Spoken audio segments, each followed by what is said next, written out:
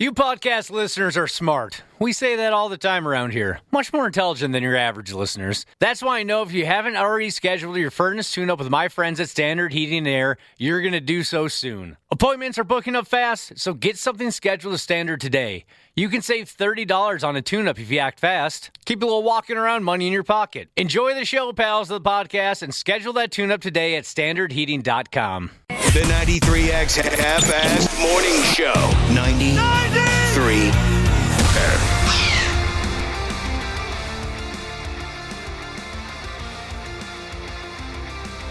Yeah. I'll be there in a minute. I've been effing off over here, Josh. I'm not ready for this, not even by a long shot. Need a couple more seconds, do you? Oh, God. We could play that 2-minute song again. You know, it's funny you say that because I was just remembering, anytime I hear that song, I think about a DJ that used to work here way back in the day. He went by Hurricane Wayne at the old 93X, and then Kane when he was on the Edge, and I thought he was great. I used to listen to him on my way home from school every single day. Put on my little Walkman, get off the bus early so I could listen to him. That's the cutest thing I've heard so far this morning. Oh, he was awesome. And he's worked here many, many years, off and on, and such a talent, really. And so he played that song for the first time. I'd never heard it. They were debuting it on the Edge. And then he had said, you know what, that song was so short and so good, I want to play it again. And he played it again. And knowing now, what I didn't know then is I bet he got yelled at like crazy, especially back then. Our bosses now are more cool and they understand, But back then, if you changed anything just a little bit, they'd be throwing stuff at you, calling you names. It was bad. I hate to be a total flatliner here, but like I said, I was effing off in the background and not paying attention. What song are we referring to? Blur Song 2. The woo-hoo thing? Yeah, the woo-hoo thing. It's just a couple minutes long. It's a minute 59 total in our system. Yeah, I don't know why. That cracked me up when I was a kid. Yeah, I bet. When that came out. I remember your guy, Wayne. Hurricane Wayne, Kane, whatever you want to call him. I absolutely remember the guy, and I think he kind of thrived on getting yelled at. Boy, that was my first experience to working here was Kane and our program director at the time yelling at each other and swearing at each other across the hall. And I thought, this is a professional work environment? It was my first, quote, I don't know if you call it a real job, but, full-time job. And those guys would always go at it. I think they hated and loved each other at the same time. There was some screaming that went on. That's for damn sure. He had something in his contract, Dana, I think you'd like.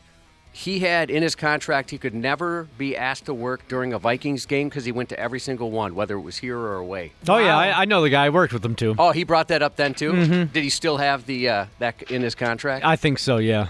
Biggest Vikings fan I ever met. Right there in his contract. Well, there you go. Who's joining us a little bit later? Is it going to be Marcus Foligno? Yeah. First appearance of the season. I'm so excited.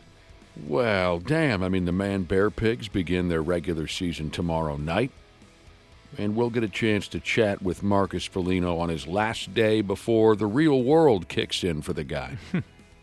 You're excited for this, Ashley? Yeah, absolutely. I love talking to Marcus. What kind of questions do you have prepared for the man? I don't. How's your hair? Is it still magnificent? It is. Yeah. I've seen him do a couple interviews. Me too, yeah. Yeah, why He's don't still you? one of the hottest men on the Minnesota Wild. You don't have anything prepared at the moment? No. Why don't you hit on him gangbusters and let's see how he reacts to that? I can make Marcus, him really uncomfortable. Yeah, let's try to make the man uncomfortable. See how far I can take it until he's like, hey, I'm a married man. You Right. got to calm down.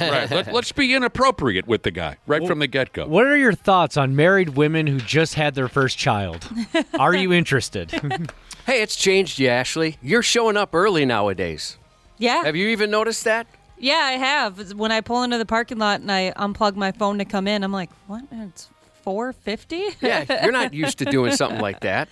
Well, I'm up anyway. So I'm like sitting at home. I'm like, well, I might as well go into work. What else is there to do here? I was wondering if that was the case, if you'd already been up because of the kid. Yeah, usually, the latest he wakes up is 3. So That's kind of what I figured, and it's funny you bring it up, Josh, because I was going to say something myself at one point or another. You've been showing up before your regular time. 10 minutes, 5 minutes, you've been showing up early. And That's what I figured. It was because you're up in the middle of the night anyway. And maybe there's a little, that character that you created, maybe there's a little motivation to get the hell away from that character now and again. You know what I mean? Well, he's passed out when I leave. But, I've been showering in the mornings because I have so much. I'm like, well, I might as well wake up a little bit more. This is a totally different character. Yeah. You were very late quite often for a stretch of time. We got a whole new Smashly here. You took a shower, huh? Yeah. Well, also, that's like the only time I really have to myself. Right. So You got to sneak it in when you can. I like to get stuff done. Not a regular thing for this crowd, showering before work. No, God, not at all. Speaking of, Ashley sent some smart-ass material to me and Cubby, making fun of our hygiene issues.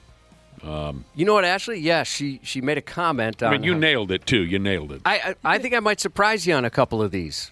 I was trying to pick which ones you assumed I didn't do as far as taking care of myself hygienically. I'm wondering if I'll surprise you on a couple. On the topic of hygiene issues, Ashley sent an article to the both of us. Hygiene mistakes you might be making. And then she makes this cute little comment. I have a feeling that Nick and Josh are making some of these hygiene mistakes. For me personally, yeah, you nailed it. Wearing the same drawers too long? What's too long? I don't know. Honestly, More than What do you think, Ashley? Changing them every day, I think that's what people define as too long. Yeah, absolutely. So you think once a day? Yep. Anything other than a fresh pair of drawers every day is too long. Weren't you? Because you were multiple a day at one point. Were you not, Ashley? Yes. Like to keep things fresh. Yeah. So, yeah, definitely not every day, but every other day probably for me. Yeah. Again, for me personally, Josh, it sounds like maybe you are more hygienic than Ashley thinks. But for me personally, yeah, you got me pegged here. But the size of my underpants barely touches my genitalia. Well, you combination with the small size of the genitalia and the large size of my underpants, there's not a lot of contact being made. Underpants? Yeah. You still wear big, oversized boxers. Yeah, I like to get them larger than I need. Like you see in the... like the underwear that is, there's a word. Anyway. Well, I can tell you this. If I were to take my shorts off, you might not even notice because they're so large. They don't look like underwear. They look like more shorts. Didn't you have the same boxers from high school for the longest time? Do you still have those? Yeah, the majority of them I've held on to. That's incredible. Yeah, so wearing drawers for too long, yeah, I have that problem. Using the same sponge or whatever item you use loofah? To wash yourself in the sure, the word might be loofah or washcloth, whatever you use, using it for too long, yes. I had a question on that, too. So I'll hold on to mine for 3 weeks to maybe a month. Now, a lot of this my wife will kind of change. Is that Really? Is that too long? No. Jesus. I think that's better than most people. I average, maybe like 3 or 4 a year. Oh, really? Okay, so I'm doing better there, but mine just are falling apart. I think we get the world's cheapest little spongy things. Yeah, and they are really cheap. So they're, especially if you're getting like those ones that fall apart, they're only like $2 at the store. Dude, I'll ride one of those sumbitches out for 2 years. Maybe you get the good ones because I the don't know. cheap ones they do fall apart quite quickly. They start to like unravel. Using the same toothbrush for months, sleeping on unwashed pillowcases, not washing your towel, your regularly showering, what do you call it, your regular showering towel? Oh, God, I'll use the same one for months. I'm pretty good with all these so far. The way I grew up, my mom, she's a little OCD, or probably a lot. And so she would she would do laundry every single day. I could wear the same shirt every day if I wanted to when I lived with my parents because of how frequently she did laundry. And so when I moved out and I moved in with my first boyfriend, or the first boyfriend I moved out with, I thought it was so weird that he didn't wash his towel every day. It's like, why are you not doing that? And he was like, well, you're clean when you use it, aren't you? It blew my mind. It just changed my life. That's the same vibe I still go with. Neglecting your reusable water bottle. You know how I have a rule around here? Don't look at my feet. Also, don't look at the inside or the mechanics of my water bottle. All right, your thoughts, Ashley? I wash mine once a week. Yeah, I think that's good. That's what good. I do, yeah. You are the cleaner of the two of us, Josh. And finally, not replacing razors often enough. Oh, yeah, I'll rake a razor across my face. I mean, I don't shave very often anymore with a razor. I've started to do it again here recently, funny enough. I'll keep the same razor until it's just like... Just a butter knife, basically. Right. I'm pretty bad at that, too. Twice a month. But I have to, otherwise it just doesn't cut. Good for you, brother. I mean, I'm proud of you. There was a time when you were the filthiest varmint in the building. Easily, It yeah. sounds like things have changed. Well, my wife helps with that. But, yeah, I have with the razor. I mean, if I don't, it hurts like heck. So I got to do it a couple times. It hurts like heck. Just rips That it was out so instead cute. of cuts it out. There you friggin' go. Yeah, we've made this point many times. We're not the Are you proud of me? Ashley? Cleanest guys in town. Yes, I am. I'm really proud I of you. am. Yeah, I just said good for you. I'm very proud again because I remember back when you could smell Cubby from around the corner. Yeah, especially when I was landscaping. Leave here, landscape, come back here, landscape. That's so funny because I've only known you, Josh, since you've been, I guess, clean Josh or hygienic Josh. So it's surprising to hear that you used to be the filthiest guy in the building. Pretty much. I do change my socks every day. And not my underwear. I don't know if that says anything about me. Oh, I That's definitely good. change the socks every day. You have to. Nothing better than a pair of clean socks. Yeah. I think that's simply because I'll take them off before bed. So why put on dirty socks? Yeah, tell you you- can't put them back on. That's weird. I'll tell you what's better than clean socks. No socks. But that's my vibe. That's just my vibe. I was just reading something or another before we went live. I was reading something or another that upset me a little bit. What's the old slogan, Josh? Never meet your heroes? Yeah. I've unfortunately, that's kind of been ruined for me a couple times. Ooh, tell us about that. Well, I don't want to call anyone out because one Name of them's names. deceased. But Oh. I'm yeah, sorry? where you meet someone or you hear a story about someone from a person who has met them, and it's just disappointing. One of the people that you met that you looked up to some point, one of the people that you met that you looked up to has died? Yeah. There's a couple that I've met that it was just they were jerks for one reason or These another. are Maybe famous people? Yeah, that's the gist, right? Never Yeah. meet your heroes. So, Yeah. well, I guess it doesn't necessarily have to be famous, but that's what most people think. Yeah, I was just disappointed. Maybe I caught them on a bad day, but they were kind of rude to everybody. You don't want Or I to... heard a story about them. Actor, musician, Musicians. all of these people. Yeah. I mean, we've had interviews. Can you? I mean, you don't have to name names, but give us some details. Like what happened? Well, more just watching them be rude to other people and just have no interest in anyone, even though they were paid to be someplace, and it was. Was I there? You were there, but we weren't together. I don't think in one of them. Very interesting. You got to write this down for me. We've had, we've mentioned plenty of interviews where we were pretty disappointed. Yeah. Where we were really expecting something different. Would you write it down for me? It's killing me. Some of the ones that were disappointing? Yeah, I'll write those down. These heroes or idols or whatever that you met and they greatly disappointed you. Or just, hearsay from someone you know personally who's met someone. Sure. I mean, we've talked before about Jack Black, that interview we had, and maybe we just caught him on an off day, but he made it very clear he didn't want to be interviewed. He on more the or radio. less sabotaged the interview. Yeah, it seemed intentional, maybe not. Maybe there was a technical issue. I don't know. This was many, many years ago. We tried to interview Jack Black, and he was a total prick. And I was upset with him until I saw Nacho Libre. Yeah. Made it all better. And it made up for everything when I saw Nacho. Okay, I just learned something interesting about one of my childhood heroes. I mean, it's not surprising, it's not shocking, because this man was a massive, massive star. Burt Reynolds. Growing up, I thought there was none cooler than Burt Reynolds. I mean, The Longest Yard, Smokey and the Bandit, Hooper. Maybe some of you older folks in the listening audience remember his movie Hooper with Jan Michael Vincent, where they portrayed stuntmen. Just when I was a kid, I thought, oh my God, just make me someday I want to be Burt Reynolds. I didn't a cool get character. I never got there, but I sure hoped for it. And what I read about Burt is that when he was making the movie Boogie Nights, or as some of you would call it, Boogie Nights, he was just an absolute pain-in-the-ass prick to everyone who crossed his path on the movie cast. How do you say that? On the cast, on crew, the set. On the set, thank you. He was just a pain-in-the-ass prick to everyone on the set. Again, that's not surprising or shocking because he's a Hollywood star.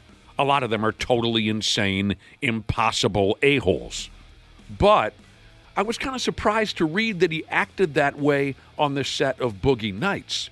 And what it says here is he thought the role and the movie was beneath him. Wow, because it's such a good movie. And, Burt Reynolds made some piss-poor movies. Yep. And maybe he was a prick then, too. I don't know. But I would think a guy who had been in the business as long as Burt Reynolds had by 1997 when this movie was made, I would have thought he would have known the difference between a garbage script and something that had great potential. But apparently he thought his role in the movie was feces, and so he acted that way. He treated everyone terribly on the set of Boogie Nights. There was another guy on this list. So it's the 10 actors who were totally hated by their entire cast list. Wesley Snipes. And when I first heard this story about him in Blade Trinity, I was incredibly disappointed because I love Wesley Snipes. I do, too. I think he's great in action. I think he can be very, very funny. Absolutely. And I never noticed. I watched all the Blade movies, and I liked them. They got progressively worse, as a lot of movies do. But I watched like a doc. I can't remember. Like the Smokey and the Bandit series. Like a lot of them, Yeah. right? Not all of them, but a lot of them. And I'm trying to remember if it was at some documentary. I can't remember if it was on the Blade movies or on Wesley Snipes himself, but they showed, hey, watch these scenes from Blade Trinity, and you could tell he's just putting in no effort. He was getting high. He was being an a-hole to everybody. He's barely in that movie, and I never noticed it watching the movie. But when you rewatch it and they point certain things out, it's like, well, yeah, that's not Wesley Snipes. It's another guy turned the opposite way. Here's what they mention about Wesley Snipes.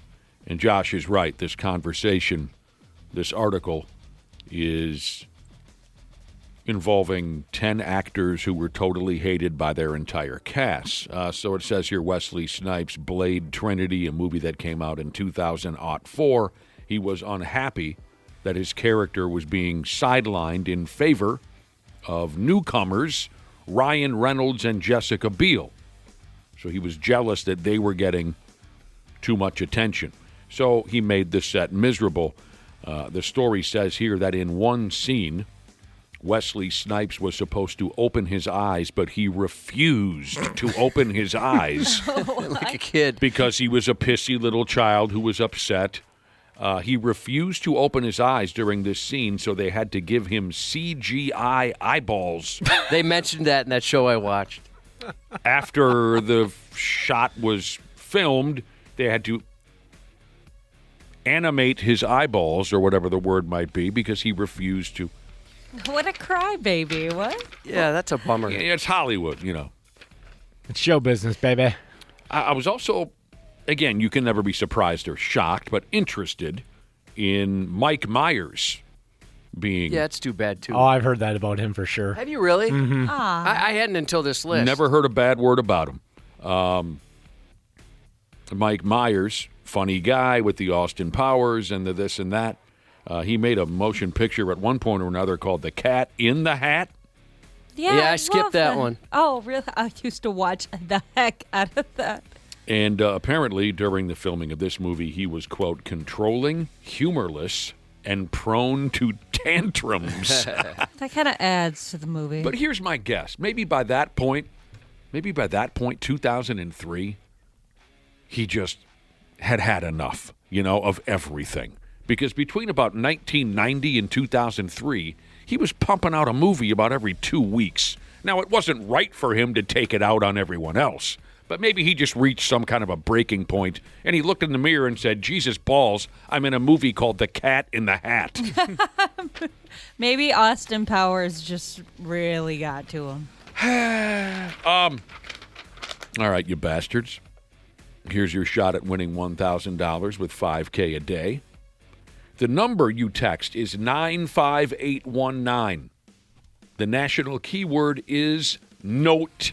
N-O-T-E. Note. Again, send note to the number 95819 right now to enter for a chance to win. We will sext you back to confirm your entry. Data and messaging rates may apply. And please don't be a rookie. Don't text and drive ski. Bill Murray is mentioned in this conversation of 10 actors who were totally hated by their entire cast. He kind of has that reputation, right? I mean, He does. I've heard that before. He does. And it, don't get me wrong, I'm not completely stupid. Bill Murray is one of the most brilliant comedy actors ever. His facial expressions, his timing, his delivery. At times, it's just so perfect. Big Ern McCracken. His role in the movie with Richard Dreyfuss, What About Bob? That might be his greatest performance. What About Bob? He is so perfect in every way. So don't get me wrong. Bill Murray is, and has been for years, absolutely terrific at what he does. But I have heard mostly bad things. But at the same time, there are people out there who are so fiercely loyal to Bill Murray. If you even bring up some of these negative stories, they'll turn on you. Mm-hmm. It's like a cult-like thing, at any rate. I kind of wonder, just to give him the benefit of the doubt, he can be so dry. I'm wondering if people take that as him being rude, because there was a guy, I used to endorse a car dealership, and I loved everybody there but one guy. And I thought he was just such a jerk, and I didn't get it. I just didn't understand why everybody's so cool. He wasn't. And now he's one of my better friends. I realized his sense of humor is just so dry and sarcastic. He's not really a dick. I mean, he has a dickish personality, but it's humor. It's humor-based. So You're willing to give Bill Murray the benefit of the doubt. I'm wondering if maybe that's kind of what it is. Here's the story. When he was filming Charlie's Angles from the year 2000. I like that movie. Very entertaining movie. Oh man, I remember watching that in the theater. And I was, at the time, for about a month or so, right around that time period, I was completely head over heels in love with Cameron Diaz. And early in the movie, she's dancing around in her underwears. I could barely stay in my seat. Anyway, Charlie's Angles, it says here about Bill Murray, he was so antagonistic that Lucy Liu, who played one of the Angles, threw punches at his face. She seems like somebody you don't want to mess with. He just was a complete antagonistic prick that it got to the point where a professional actress is willing to punch him in his mouth. He was replaced for the sequel by Bernie Mac. And nobody was sad about it, apparently. Nobody missed Bill Murray. And Bernie Mac knocked it out of the park, too. I was going to say, I don't think I even noticed that he was replacing the second one. I just went along with it. There was very little that Bernie Mac could not do. I loved him in everything that he did. His show, the Bernie Mac Show, was awesome. You guys all watch that? Never saw it. Oh, No. you'd really like it, Nick. I'm sure I would. I'm sure I loved, because I loved Bernie Mac. When he was a stand-up comic, God, I remember like it was yesterday. I don't know if it was his first television experience. I'll get there. I don't know if it was. That was the first part of the sentence that I struggled with. His first television appearance, but it must have been one of his first television appearances. He was on Def Comedy Jam, and this was his line. I wonder if anybody remembers this. In between every joke, he would say this: "You don't understand. I ain't scared of you mother effers." And that was his bit for a while in the beginning. And I thought that, and his jokes were so funny, and then he'd add that in after every joke, and I thought it was just brilliant. One time, in Josh's very first stand-up appearance, he looks down at his crotch area, and he says this, I'm blessed. Anyway, sorry, go ahead. Yeah. I'd love to say something like that. Just one. I kid sarcastically. I was, I've heard this since, and I was disappointed to see on this list. I mean, if it's in the top 10, they must be a real prick. Jared Leto. They specifically call out the movie Suicide Squad. And this is one of those kind of hearsay ones that's disappointing because we had an opportunity to interview him when 30 Seconds to Mars first became a band, and he could not have been nicer. As a matter of fact, wouldn't you agree, Nick? He was one of the nicer people we've ever interviewed. And I had never heard of Jared Leto. I'd never watched his show. I've watched movies since, and I didn't really. Actually, I like the band now, but I didn't really at that time. But he came back later to say thanks for having him on and publicizing his band. Nobody's ever done that. He was so nice. But you hear, and I could see why this would be annoying. You hear he's a method actor, and I don't know if this is true, but you hear that all the time. And I can imagine, like, after a while, it's like, okay, dude, we're people, right? You're not your character. You're not the Joker all the time. I could see that being annoying. There's also a rumor going around right now he's going to be in the new Tron movie, which comes out on Friday. And people are suggesting that he had sex somehow with ChatGPT to get into the role. That's since been debunked. But I saw that headline, thought that was pretty fun. Had sex with ChatGPT? Yeah, I'm not really sure on the details on how you would do that, but he really wanted to research the role of AI and have, some sort of connection with it for his character. And people were suggesting he had sex with ChatGPT. That turned out to be a joke. I very well remember when Jared Leto came into our radio studio. I had heard of 30 Seconds on Mars, or whatever the name of the group is, and but I'd never heard of him. And Josh is right. He was as humble and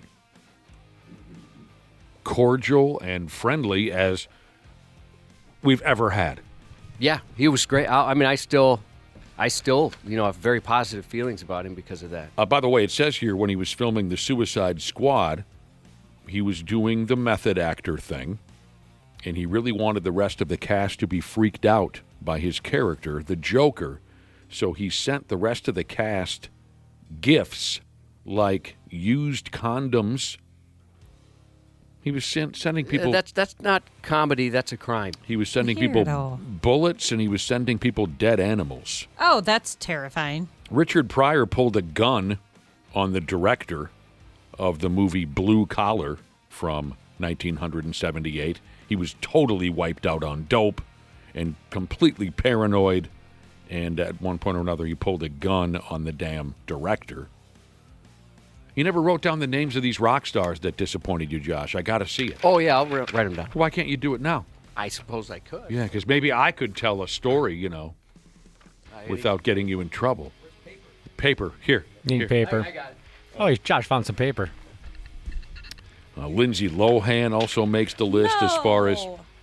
Yeah, she went through a phase, actually. I don't know if you remember or not, but she had some issues. I didn't know that this would disappoint you so much. I love her. Who doesn't love Lindsay Lohan? She was a pain in the ass at one point or another. Jim Carrey. Yeah, I've heard that. Yeah. Chris Bale. Mm-hmm. Another method actor. Shia LaBeouf. Another guy who went through a phase. I wonder, was he just a D-bag on the set of Holes? We had Shia LaBeouf in studio. Yeah. And he was very kind. That was like before he was a star. I remember a person we worked with at the time had said, our movie reviewer, James Rocky, if you've been listening for a long time, may he rest in peace, sadly. He told us this guy's going to be a big star someday. And he was right. I can't remember what he was in studio for. He was in like a movie I don't think that did anything, or a TV show. He was absolutely nobody at the time. Yeah, and he was kind of meek almost. Yes, I still don't know why we interviewed him. Because it was another 2 years before he became a somebody. Yeah, but he called it. James called it. Yes, he did. Little tiny Shia LaBeouf, he comes into the building. He barely said a word. Here's two. These are the top. All right, these are the rock stars that Josh met. And I don't know if you know that first guy. They disappointed him. First guy, yes, I know who that is. You do know? Yeah. Second guy, I certainly know who that is. Worship both of those guys. Oh, no. Again, maybe I caught him on an off day. It could be. Everybody has a bad day. Did they give you dirty looks? I know you don't like. No, it was more like how they were treating other people, and one was like a meet and greet, and he didn't want to do any meeting or greeting, and made it very clear to his fans. The top one there was not interested whatsoever. Welcome to the meet and greet that I've agreed to, but now want no part of. I That's want crappy. neither part to do with either of the two things in this situation. Well, Because and people pay a lot of money for those. right. And they also, the folks in this group, they missed an opening band to wait, right? And he's one of the stars. He's like one of the two stars of that band. So, unfortunately, and probably, for the people going to that show, maybe the star. But unfortunately, he wasn't very kind. That sucks. There you go. You never know what's going to happen. You never know. People are different. We got to get going again. Before you know it, we'll be diving into the stupid news report. We appreciate you hanging out with us here so far on the 93X Half-Assed Morning Show. Half-Assed Morning Show.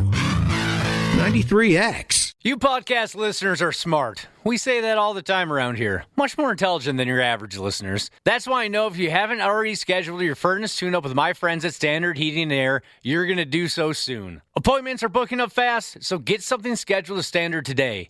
You can save $30 on a tune-up if you act fast. Keep a little walking around money in your pocket. Enjoy the show, pals, of the podcast, and schedule that tune-up today at standardheating.com.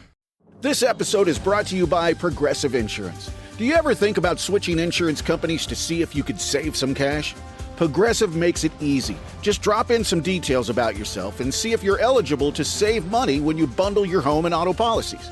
The process only takes minutes, and it could mean hundreds more in your pocket. Visit Progressive.com after this episode to see if you could save. Progressive Casualty Insurance Company and Affiliates. Potential savings will vary. Not available in all states. Thursday Night Football is on, and it's only on Prime Video. This week, it's a rivalry renewed as the Philadelphia Eagles take on the New York Giants. Coverage begins at 7 p.m. Eastern with football's best party, TNF Tonight, presented by Verizon. Not a Prime member? Not a problem. Simply sign up for a 30-day free trial. It's the Eagles and the Giants, Thursday at 7 p.m. Eastern, only on Prime Video. Restrictions apply. See Amazon.com/Amazon Prime for details. Stupid news on the Half-Assed Morning Show.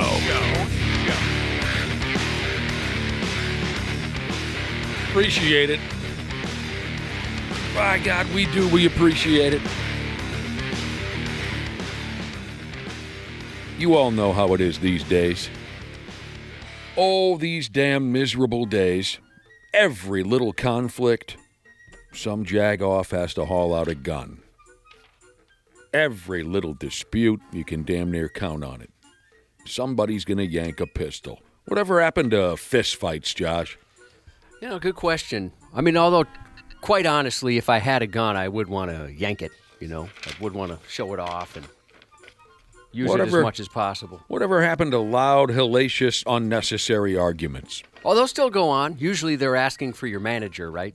And it's usually because you ran out of something or a coupon expired. This dope, a dude at a skateboard competition at a skateboard park in Lexington, Kentucky. For Christ's sake, they built a skateboard park in Lexington, Kentucky. Last town I would have pictured such a thing. Yeah. I like the prevalence of skate parks now. That's really cool. I mean, when you and I were into skateboarding, it was kind of like you had a tough time finding any place that would let you do it. So much so that we had stickers that would say skateboarding is not a crime. Mm-hmm. Now they've got those, and they look awesome. We got a couple in our area. You didn't have to build those half-ass kind of quarter ramps in your driveway and stuff with some old wood and things like that. Oh, I loved that, though. Yeah, those were fun. And a buddy of mine's dad would show us how to do it. He could build anything. I saw a buddy scalp himself on one of those once. Oh, I think everybody's pretty seen gross. somebody injure themselves on a driveway skate ramp at one point or another in their lives. Oh, dude. I've seen some things.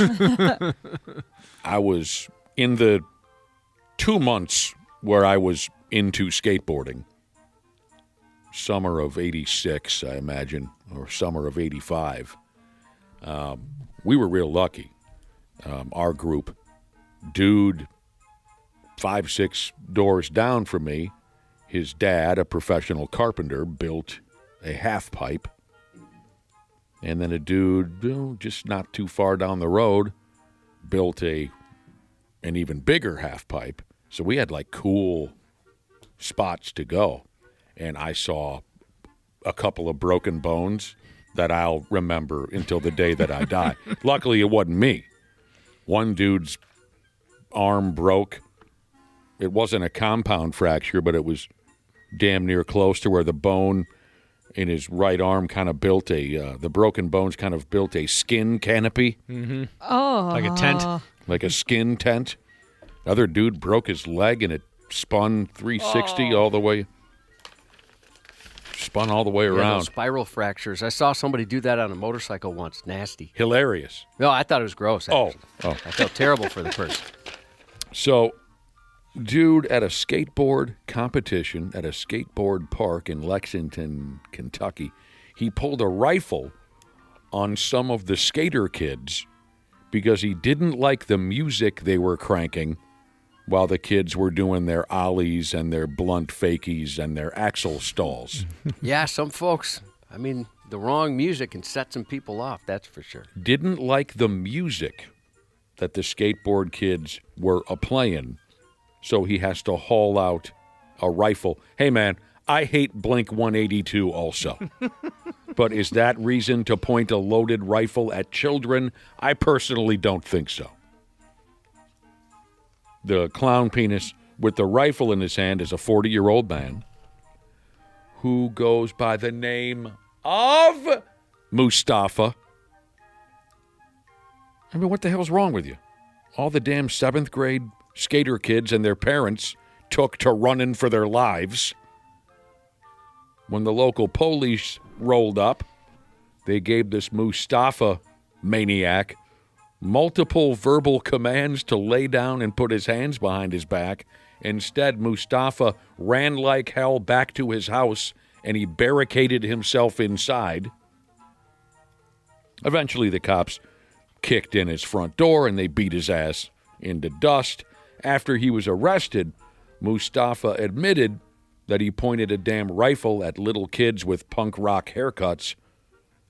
And he said he did it because I did not approve of the this is his direct quote, I did not approve of the music they were playing. Well, who the hell made you Casey effing Kasem anyway? Yeah. He's the skate park program director.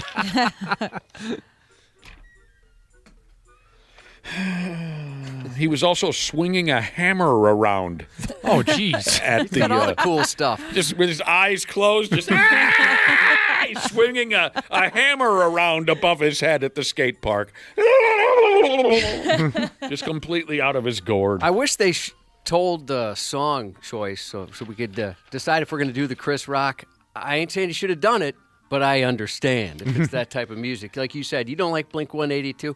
I don't know that the young kids are listening to Blink-182 anymore, but I'd be interested to know what they listen to. No, it's all douchebags in their 40s like me that are still listening to Blink-182. Are the skateboard kids still listening to Agent Orange? I'm going to say no. I think it's changed a lot in the last 40 years. Are the skateboard kids still listening to the Misfits? Also, I'm going to say no. Are the skateboard kids still listening to the Butthole Surfers? That'd be cool if they were.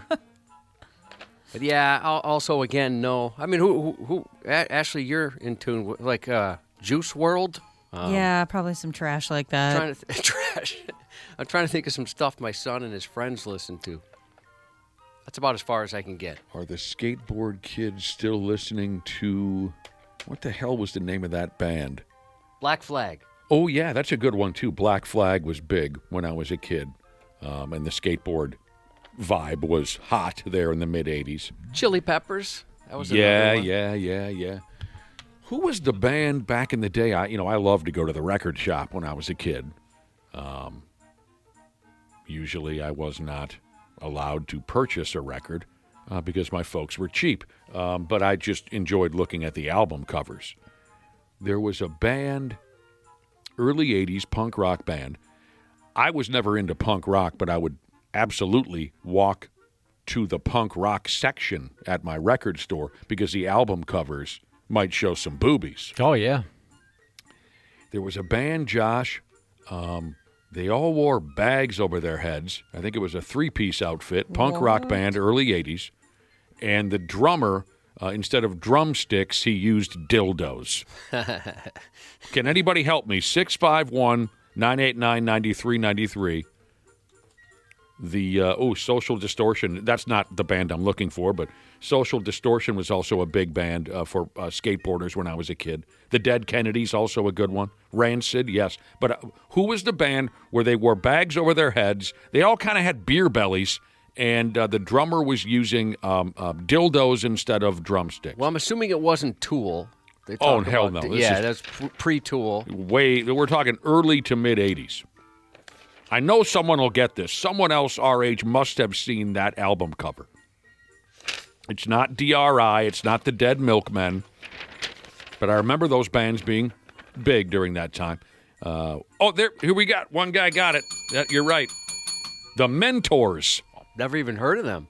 Thank you. Hang on a second. And now multiple people are getting it. Duck Butter Jesus, I think, was the first. Yes. I knew it. Brother and sisterhood never, ever, ever let us down. I got to look up that album cover. They're still going.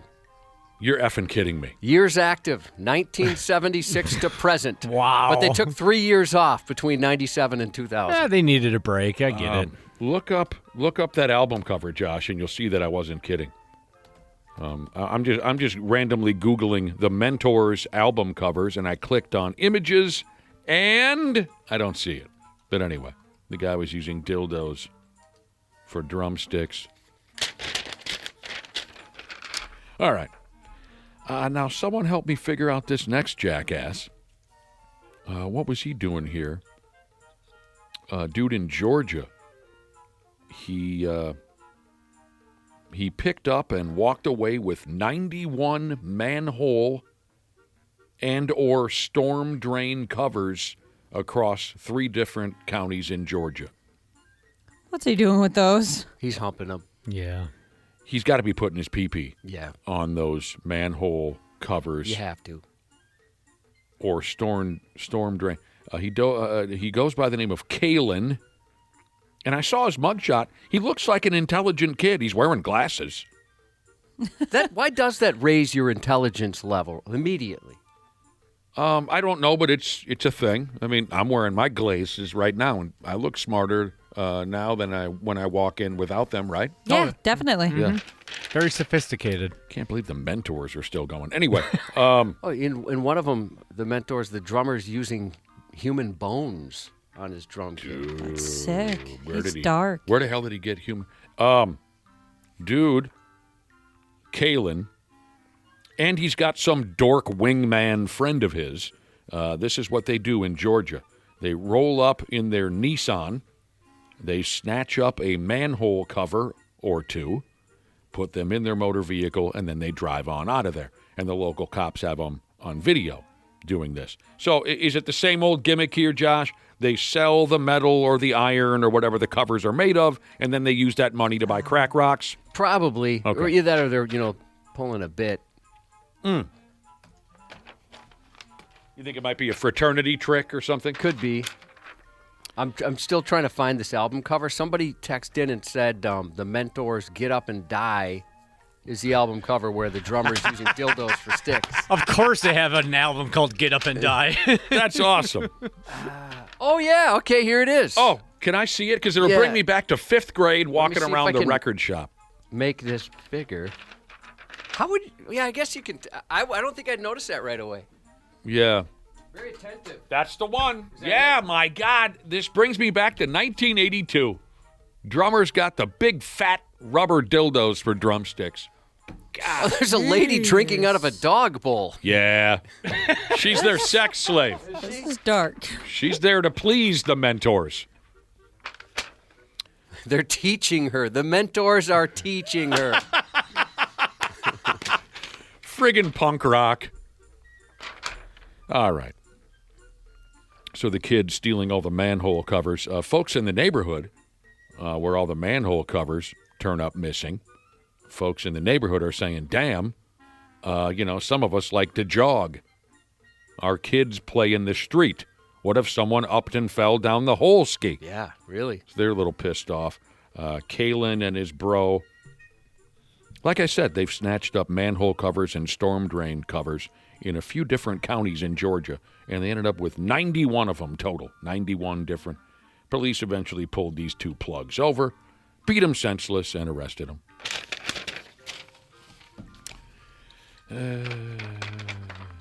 Do you remember any of those dirty album covers? Were you like me, Josh? Did you go to the record store just to look for dirty album covers? No, there wasn't really anyone near us. And You didn't have a record store in your neighborhood? No. The closest would be like Kmart, and they didn't have any of that stuff. No, they didn't carry the dirty stuff. I'm trying to think who else. What was by you? It wasn't like down in the valley, right? I mean, that was probably a little too far. Yeah, down in the valley was down 55, That quite was a little stretch. too far from where you're at. I don't remember. I don't remember which. Yeah, one. we didn't have. Well, if we did, I wasn't aware of it. Maybe if we would have went further into Minneapolis, but where we were at, the closest would be Walmart. Kmart. What was the Rolling Stones album cover where there's Bush? Oh, I didn't even know there was one. Yeah. It wasn't dirty album covers for people my age, but we all loved going to Hot Topic and Spencer's and going through the posters with all the half-naked ladies. You slide through all those big posters they had. Oh, yeah. That was the big thing for people my age. Kate Jackson. Yeah. So there'd be like Jennifer McCarthy and Pam Anderson and stuff like that in the 90s. Heather Thomas. I saw some Bush yesterday on TV. Oh, yeah? Yeah. What were you watching? Watched the first maybe half hour of Monster Ed Gein, and then decided I will not be watching the rest of Monster Ed Gein. Why are you not going to watch? It gets worse. Oh, does it really? Yeah. There's a new movie or what is it, a movie? It's, it's a TV series, like a mini-series. About Ed Gein, the serial killer from southwestern Wisconsin in the friggin' 50s.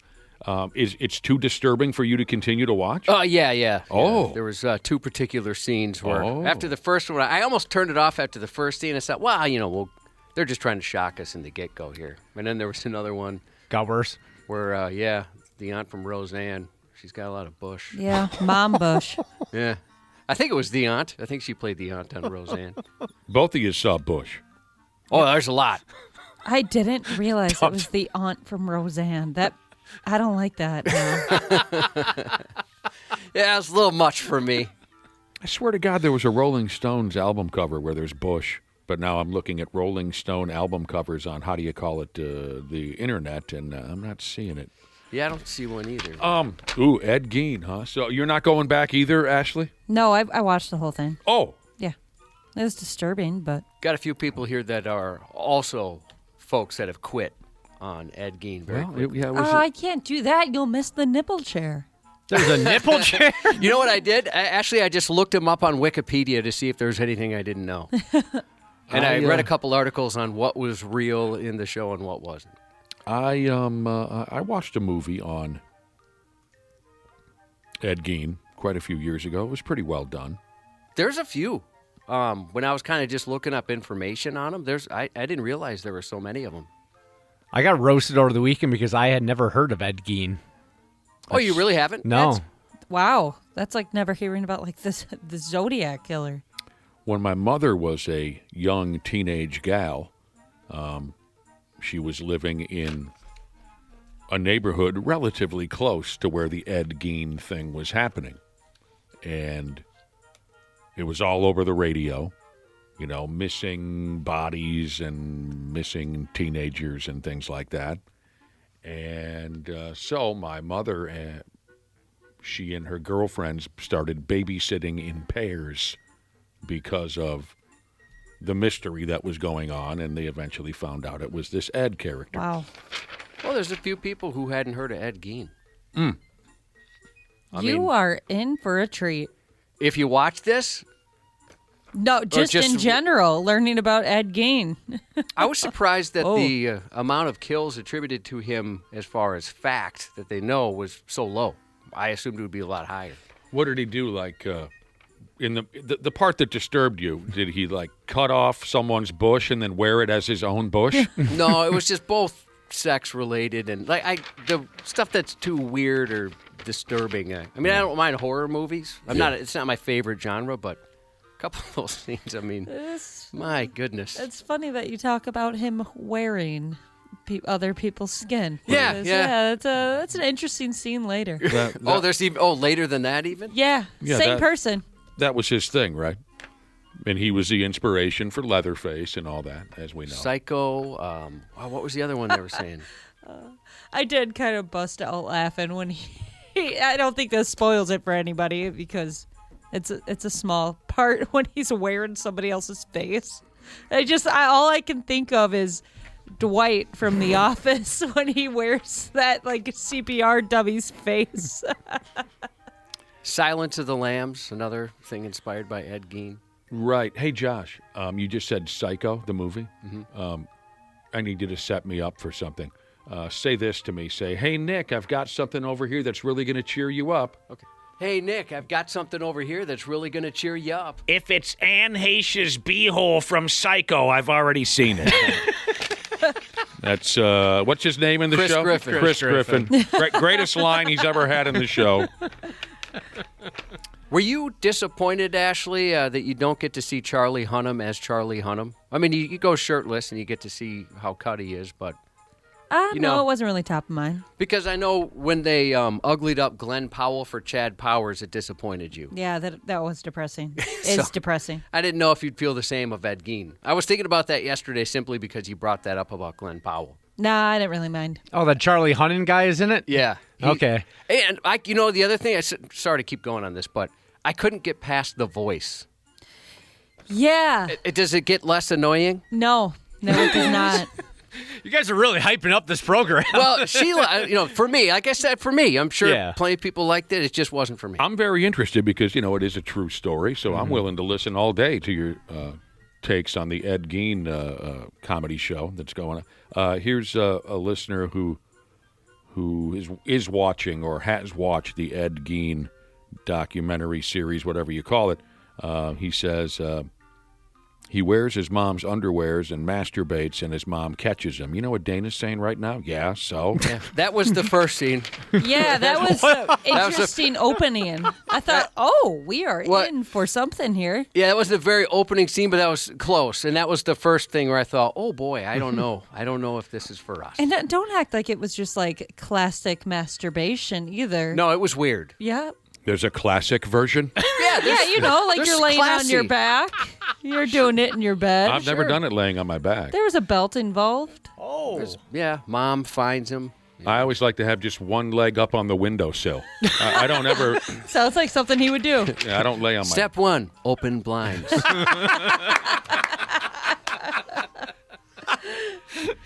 Step 2, have a very bright and prominent light behind me. Got to make sure the lighting's right. All other lights off.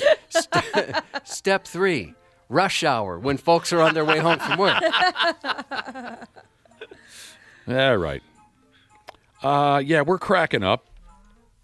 Nobody makes any sense anymore. Here's a gal in Germany, and she's in Dutch with the local law enforcement for driving around town with a pony in the back of her station wagon. Fun. Was it Little Sebastian? I don't know what that means. Bye, bye, little Sebastian. That's a banger. Was this Parks and Rec. from the Ed Gein thing? Yeah, I hope not. No. Did Ed Gein have a pony? A gal in Germany was driving around town with a pony in the back of her station wagon. And if you don't mind, it reminds me of a legendary story about my dad. He and his best friend, when they were young, they saw a foal on the side of a road, a young horse of some kind. I think the proper word is foal. And they put the sumbitch in the back of a car and drove around with its head out the window until they found the farm that the horse had gotten loose from. And according to the story, you should have seen the farmer's face when he saw my dad drive up onto his property with a horse stuffed into the back seat of a 63 Chevrolet. But apparently the farmer was very, very appreciative that my dad and Buddy found this loose foal and brought it back to the property. It's a lie! I think you tried to bite me! Remember when Tommy and had that Richard. had that deer in the back of the Oh, car? Christ. Anyways, back to this German lady. Earlier this month, police in a place called Alsdorf, Germany. The police saw something funny looking through the rear window of a gal's station wagon. They couldn't quite make it out, so they pulled the gal over. The cops popped the hatch on this gal's ride, and they found themselves face to face with an adorable Shetland pony in the back with a bucket of feed in front of it. Are there pictures of this on our website? No, but I can put them up there. That'd be great. Says here the pony was very calm, and the lady driver didn't seem to think there was anything wrong with what she was doing. She had tied the little pony down somehow there in the vehicle. Oh, that's good. Safety first. Well, but it wasn't safe enough. The cop said, okay, come on, lady. You know, this tie job isn't going to cut it. If you got in a wreck, the poor little horse would likely be killed, or the woman could be very easily killed by a flying pony carcass, right? The cop said, this isn't good enough. You can't have this weak little tie job. Come on, you got a friggin' pony. The cop said, even though, yes, this pony is small, they don't belong in the back of a damn grocery getter. They gave her a simple ticket for a moving violation. It's never mentioned here in the report why this crazy lady had a motor pony or where she was taking the poor thing. What is clear is this. The lady, obviously a numbskull, she refused to admit there was anything unsafe or unlawful about what she was doing, and she wants to fight the ticket she received tooth and nail in a courthouse. Good luck, stupid ass. Why not just take your medicine and accept the ticket? Yeah, in that case, I'm sure I would. I mean, yeah. I'd imagine that car reeked pretty good. Oh, yeah. Yeah, you're probably right. I'm sure she loved that pony, but if you really love it, then transport it friggin' safely. I always saw a picture, and I loved the pony. Yeah, Yeah. the cops are right. If she got in a wreck, this pony's going to die. You know, come on. Wake up, for Christ's sake. She might do. She gets pony through the back That's of her what I head. said. Yeah, the pony would come and bash her in the back of the head. I want to hear more about Ed Gein. I do, before the show is over. I'm drawn to this now. Where can I see this series? Netflix. I think I might have to get on this. Well, you like that dark stuff. Oh, I love dark stories. I do. All right. Sports on the 93X Half-Assed Morning Show. Well struck ball, deep left field, and gone. Oh, great pick right there. He literally has a shirt that says dump here, Oh, my word. and he got the home run on a bounce. I'll tell you what, the Seattle Mariners are now just one win away from advancing to the American League Championship Series after a win in Detroit over the Tigers. They hit some dongs in that ball game, including one from old turd logs, whatever they call Cal Big Raleigh. dumper. Cal Raleigh? Yeah. Big dumper, right. And the dude there, front row, right center field, the dude who caught Cal Raleigh's home run in the ninth inning, had a T-shirt on that said, Dump 61 here, meaning his 61st home run of the season. Some bitch got the baseball. He seemed pretty pumped. Wouldn't That you say? video's up on 93x.com. Check that video out. 4 games today and tonight. Major League Baseball, Mariners, Tigers, Brewers, Cubs, Blue Jays, Yankees, Phillies, Dodgers, for Christ's sake. And we're very excited coming up at 7:30. Randy Shaver. But also our first opportunity this season to talk to Pigs forward Marco Foligno. I forgot how to say it. Marcus Foligno, for God's sake. Marcus Foligno. Been a wonderful guest the last couple years on the program. We'll take a break. Josh's News is coming up next. Half-Assed Morning Show. 93X. You podcast listeners are smart. We say that all the time around here. Much more intelligent than your average listeners. That's why I know if you haven't already scheduled your furnace tune-up with my friends at Standard Heating and Air, you're going to do so soon. Appointments are booking up fast, so get something scheduled to Standard today. You can save $30 on a tune-up if you act fast. Keep a little walking around money in your pocket. Enjoy the show, pals of the podcast, and schedule that tune-up today at standardheating.com. This episode is brought to you by Progressive Insurance. You chose to hit play on this podcast today. Smart choice. Progressive loves to help people make smart choices. That's why they offer a tool called Auto Quote Explorer that allows you to compare your Progressive car insurance quote with rates from other companies. So you save time on the research and can enjoy savings when you choose the best rate for you. Give it a try after this episode at Progressive.com. Progressive Casualty Insurance Company and Affiliates. Not available in all states or situations. Prices vary based on how you buy. Action. Next Roll is a groundbreaking podcast created and executive produced by Vernon Davis. This is where we talk about reinvention. The series explores the transformative journeys of athletes, artists, comedians, and entrepreneurs. They don't just stop here. They just keep going. Next Roll isn't about what's next. It's about why they do it, how they overcome fear, and the resilience it takes to keep evolving at the highest level. That's what it's all about. Stay tuned. Next Roll with Vernon Davis. Follow and listen on your favorite platform. The 93X Half-Assed Morning Show. You know that jerk across the street who's always got it in for me? Every year, that guy waits to see what decorations I put out and then finds a way to top me. I string lights, he strings better lights. I put out Frosty, he puts out an Elf Village. I put out Dracula, he does nothing, and I look like a jackass. 93X. At first, I didn't know what to think about it because I actually drove by and seen it in his yard, and I'm thinking, wow, that's kind of harsh. In Kentucky, a homeowner's been accused of going too far with a Halloween display, which showed local officials stuffed into body bags. Oh, for Christ's sake. The man behind it, 58-year-old Stephen Markham, was arrested Saturday after neighbors and officials raised alarms over the macabre scene. His display featured 5 effigies, each marked with signs suggesting they represented local leaders. Among them, the mayor, the county attorney, and the zoning manager in his hometown of Stanton.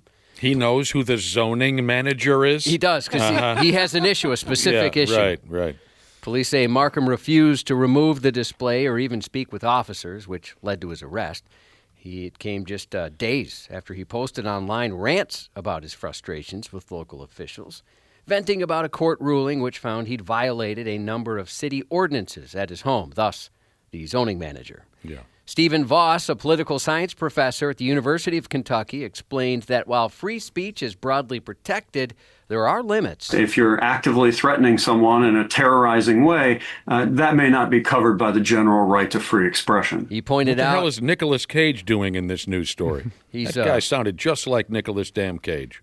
He pointed out that in today's charged political climate, especially in the wake of the tragedies of Charlie Kirk and Melissa and Mark Hortman's assassinations, there's less patience for violent rhetoric. We're seeing a bit less tolerance for violent communication or violent imagery because there seems to be a greater risk people will enact or carry it out, he said. Voss noted that what might once have been brushed off as somewhat tongue-in-cheek may not be seen as funny or as innocent these days. For Markham, the consequences are already serious. He faces charges of terroristic threats and intimidating a participant in the legal process. Yeah, that's stupid. Was it worth it? Well, and that's the thing, they said, hey, here's some reasons why it's a bad idea. Can you take it down or take the names off? And he refused. Of course. I'm guessing this guy with the decorations, this is his thing. He follows every single solitary move of his local politicians, questions all of it. This is what he does all day, every day. A 13-year-old Florida student was arrested for using AI in class, which seems absurd, right up until you find out the homework he assigned ChatGPT was homicide. According to the sheriff's office, a school resource deputy at Southwestern Middle School received an alert last week when someone typed into a school-issued ChatGPT device, "How to kill my friend in the middle of class." Jesus balls. Officers confronted the student, who insisted it was nothing more than a prank. He admitted his friend had been bothering him and claimed he was just trolling. But in Florida, a state still haunted by the memory of the 2018 Parkland shooting, and in a nation where national school shootings have become heartbreakingly frequent, law enforcement was not inclined to laugh it off. The sheriff's office described the incident as another joke, quote unquote, that created an emergency on campus. They urged parents to have serious conversations with their children so they don't make the same mistake. A St. Francis middle school rumor accusing a middle school student of making threats against the school was meritless and fabricated by other students, police said. Meritless and fabricated reminds me of my local zoning manager. That guy. On Friday, police said a loaded rifle magazine was found by a group of students near the football field bleachers. Officers said the magazine was loaded with a .22 caliber ammo, but no firearms was found on campus. Officials said that there had been a sporting event the previous night at the school. Over the weekend, parents said a student threatened the school and was the one who left the magazine on campus. Some parents kept their children home Monday due to concerns. In an update Monday night, though, police said the claims against the student were fabricated. First, officers said they identified who the magazine actually belonged to, and that person confirmed they had unintentionally left it while attending the sporting event Thursday night. What? How do you do that? Yeah, I don't know if I'd imagine you're probably going to get in some trouble for that. Phone, wallet, keys, magazine. Do I got everything? Second, police looked into threats made on Snapchat by the student and found those were fake as well. Police say there's no evidence of any real threat against the school, students, staff, or the public at large. Poor kid. Come on. I didn't do anything. I can't even imagine. I didn't do anything. How many times do you think you said that out loud when you were a kid? Oh, I can't even count. Yeah, that was, even when I did do something, I would usually holler out first that I didn't do anything. That's probably when it's used more, actually. Nobody likes a work meeting, but nobody likes a work meeting less than 61-year-old Brian Williams, and now ex-Los Angeles Deputy Mayor of Public Safety. This is a follow-up. Williams, once a senior staffer with a long career in law enforcement oversight, just earned the dubious distinction of being the guy who hated Zoom so much he faked a bomb threat to get out of one. Last October, prosecutors say Williams slipped out of a mind-numbing meeting, then phoned in a phony tip to police. A mystery man planted a bomb in City Hall, he said. 10 minutes later, he texted the mayor and other top brass with a grim-sounding update. Federal prosecutors say Williams then messaged Mayor Bass and told her, quote, "Bomb threat. I received a phone call on my city cell at 10:48 a.m. this morning." But Williams never received a call and had made a bomb threat himself, prosecutors said. Investigators learned he used a Google Voice app on his personal phone to call the bomb threat to his city-issued phone during the miserable meeting. He claimed he hatched the sham after he became overwhelmed with stress and anxiety and desperate to get out of an ongoing meeting. Come on, dude. There's better ways to go about that, for Christ's sake. I mean, there's like a couple hundred things you could have. Oh, my wife is on the phone. I got to go. Her car won't start or something. There's got to be something. Computer doesn't work. Locust, whatever. A Louisiana meteorologist broke into his girlfriend's home and launched a strong frontal assault on Sunday. The trouble began over the weekend when 48-year-old Devin Lucci and his longtime girlfriend attended a festival together. At some point, an argument flared up between the two, and they decided to part ways. She left with her mom, who drove her home, while he went on his own way. But hours later, he showed up at her doorstep and forced his way inside. What followed was a heated argument, which ended with the man storming out. But he returned not long after and began beating her, while the two children slept just a few feet away in the living room. My God. Gross. When deputies arrived, he bore 2 jagged scratch marks running down both sides of his nose, injuries captured in his mugshot. His girlfriend told authorities she fought back in self-defense, and her injuries told a story as well. Scratches and cuts across her upper body, along with several welts rising from her forehead and face. The father of 2 took over as a chief meteorologist after his predecessor retired following 45 years at the station. WDSU is proud to announce Devin Lucci as our new chief meteorologist. Oh, they're not so proud anymore. This guy was the local weatherman, huh? Yeah. And he took over like a beloved weatherman's job. People loved the previous guy. Now the man who delivers forecasts for a living finds his own future cloudy with a chance of incarceration. He was placed on leave pending that investigation. That friggin' guy, huh? Greg Grabowski, a 40-year-old from Rome, Georgia, found himself in trouble last week after an odd series of events. It began with him licking a camera outside a woman's home and then stealing it. Camera licker. Not content with just slobbering on the lens and being a camera klepto, he swiped the $120 gadget and thoughtfully deleted the app she used to watch her footage. The victim, a 30-year-old woman, said the man bizarrely bored 3 holes in the woman's home while behaving in a way that left her genuinely afraid for her safety. Glory holes, weren't they? It's gotta be. Had to be. He just put 3 holes in there at random. That's what he was hoping for.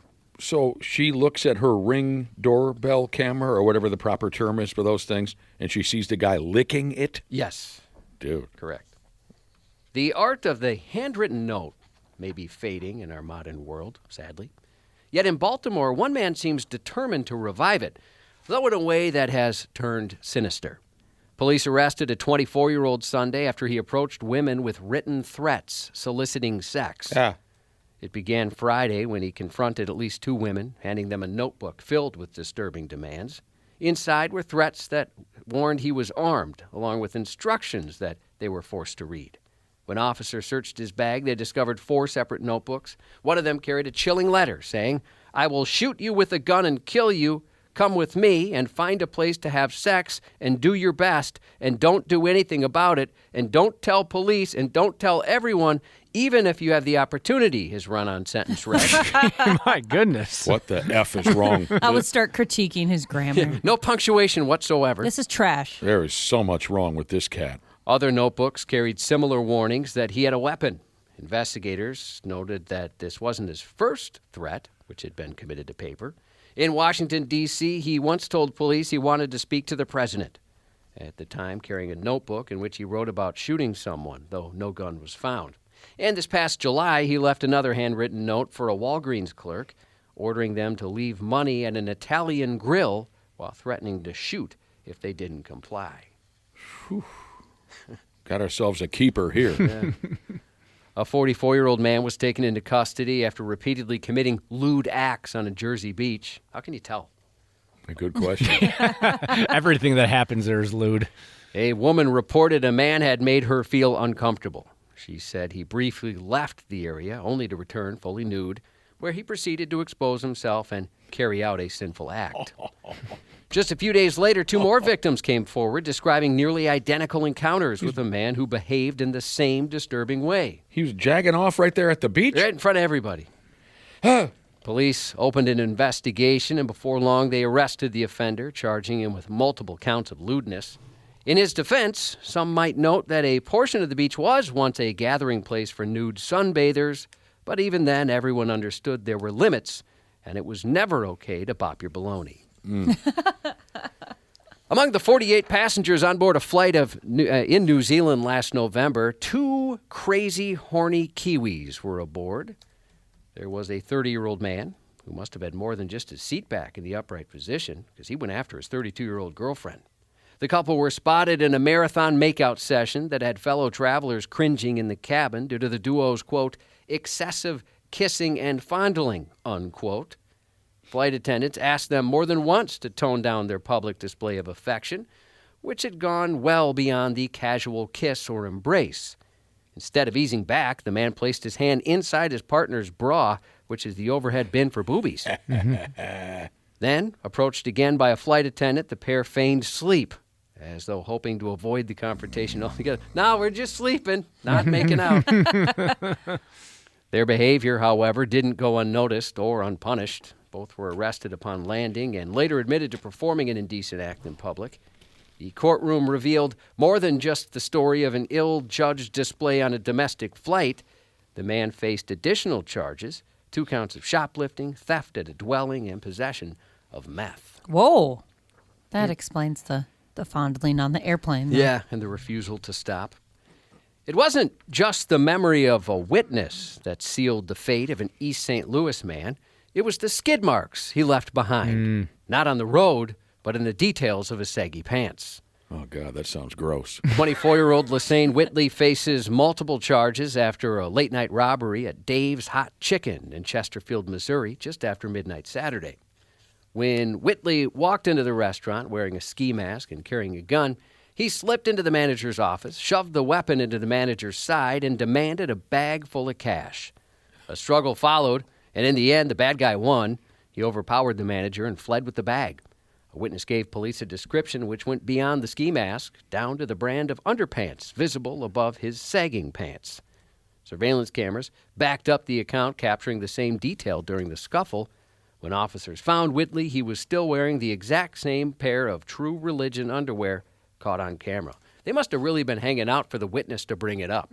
Seriously. And he had striped him in the back? I threw that in as a possibility. Oh, because, when I see a dude walking around town with his pants behind his knees, on purpose, to expose his underwears, I often wonder, what if you left some evidence back there? That would just be so horribly embarrassing. But there are so many dudes who are brave enough to do it. In Japan, a would-be booze bandit tried to make a clean getaway, but his escape came with a clingy accessory a supermarket employee plastered to the hood. 61-year-old Yoshihide Kai walked into a supermarket in Japan with a basket and a plan.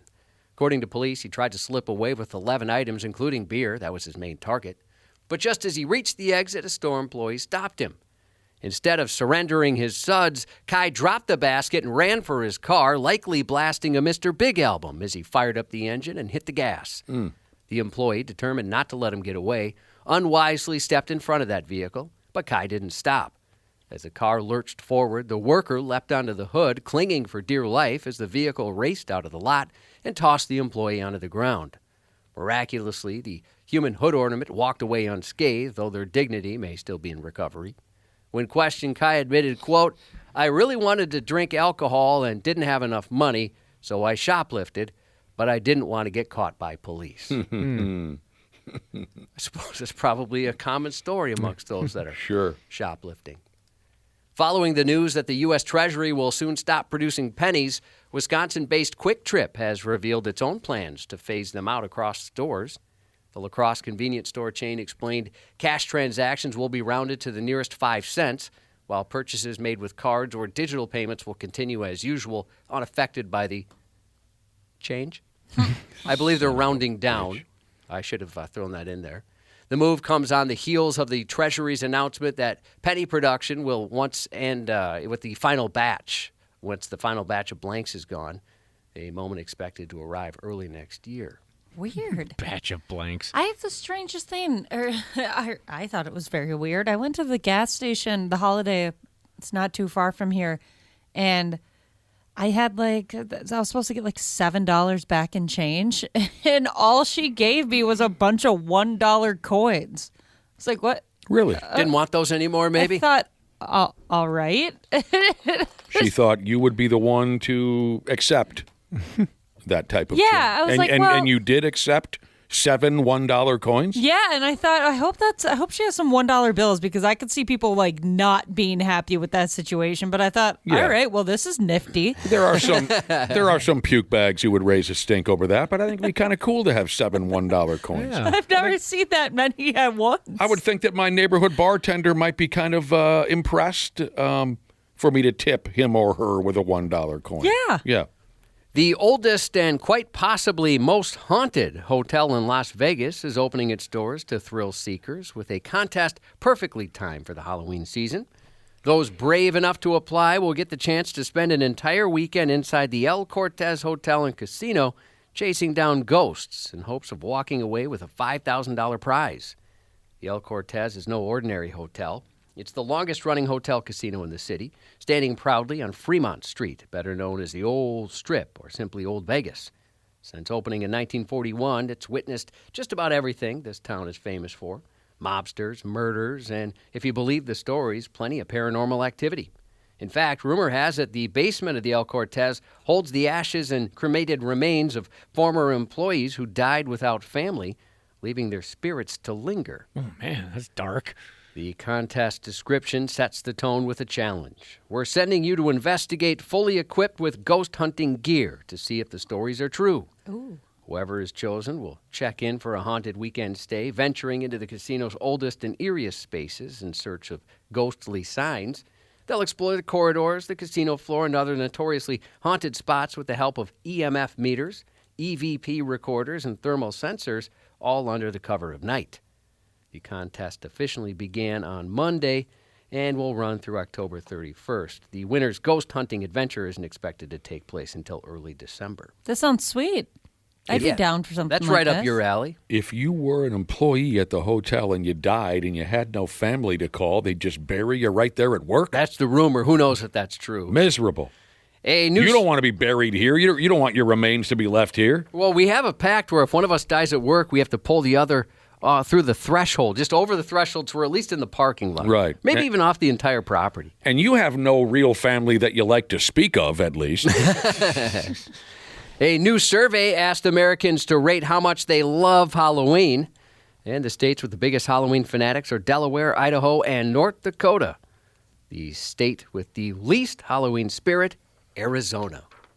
They don't like Halloween in Arizona. Too hot to trick or treat. Yeah, that was one of the things the story mentioned. Is that right? No fall vibes. WWE superstar Mike "The Miz" Mizanin is 45 today. Matt Damon, 55. Sigourney Weaver, 76. Chevy Chase, 82.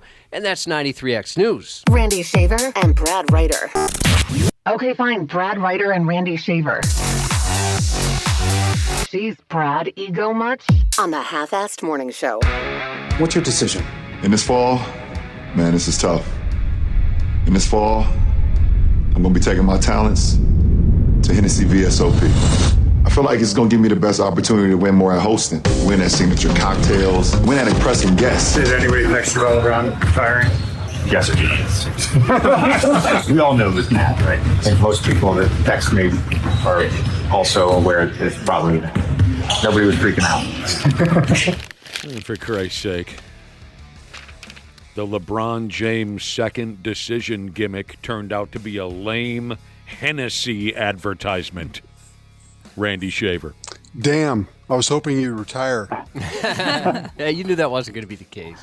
I think a few people were hoping he was going to retire. And then you heard Lakers head coach J.J. Redick in the mix there. He said that anyone who believed LeBron James was retiring is an idiot. Whatever, douchebag. It was wishful thinking. Wishful thinking. Hi, Brad Ryder. Hello. I think that's the last time he can pull that whole decision thing. You know, he can't do that anymore. Oh, I think you're right.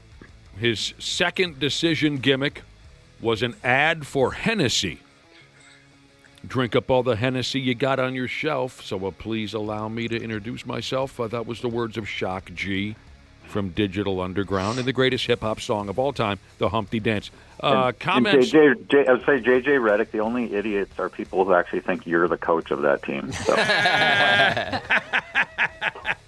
Yeah, I hear you. Comments from that godless social media on LeBron James' lame friggin' bit that he pulled off yesterday. One individual said, "Thank you. Now I know what not to drink." Another said, "This is somehow even dumber than all of us could have imagined." So he announced that he's releasing a limited edition orange Hennessy bottle featuring LeBron James' name on the label and his signature crowning gesture. I'm not familiar with his crowning. Isn't that a childbirth reference, Ashley? Yeah, it is. So is that what he does, Josh? He puts his legs up in the air and you see. I've heard people refer to that too. If you got one that you're ready, it's ready to fall out. A turtle poking. Yeah. You're prairie dogging.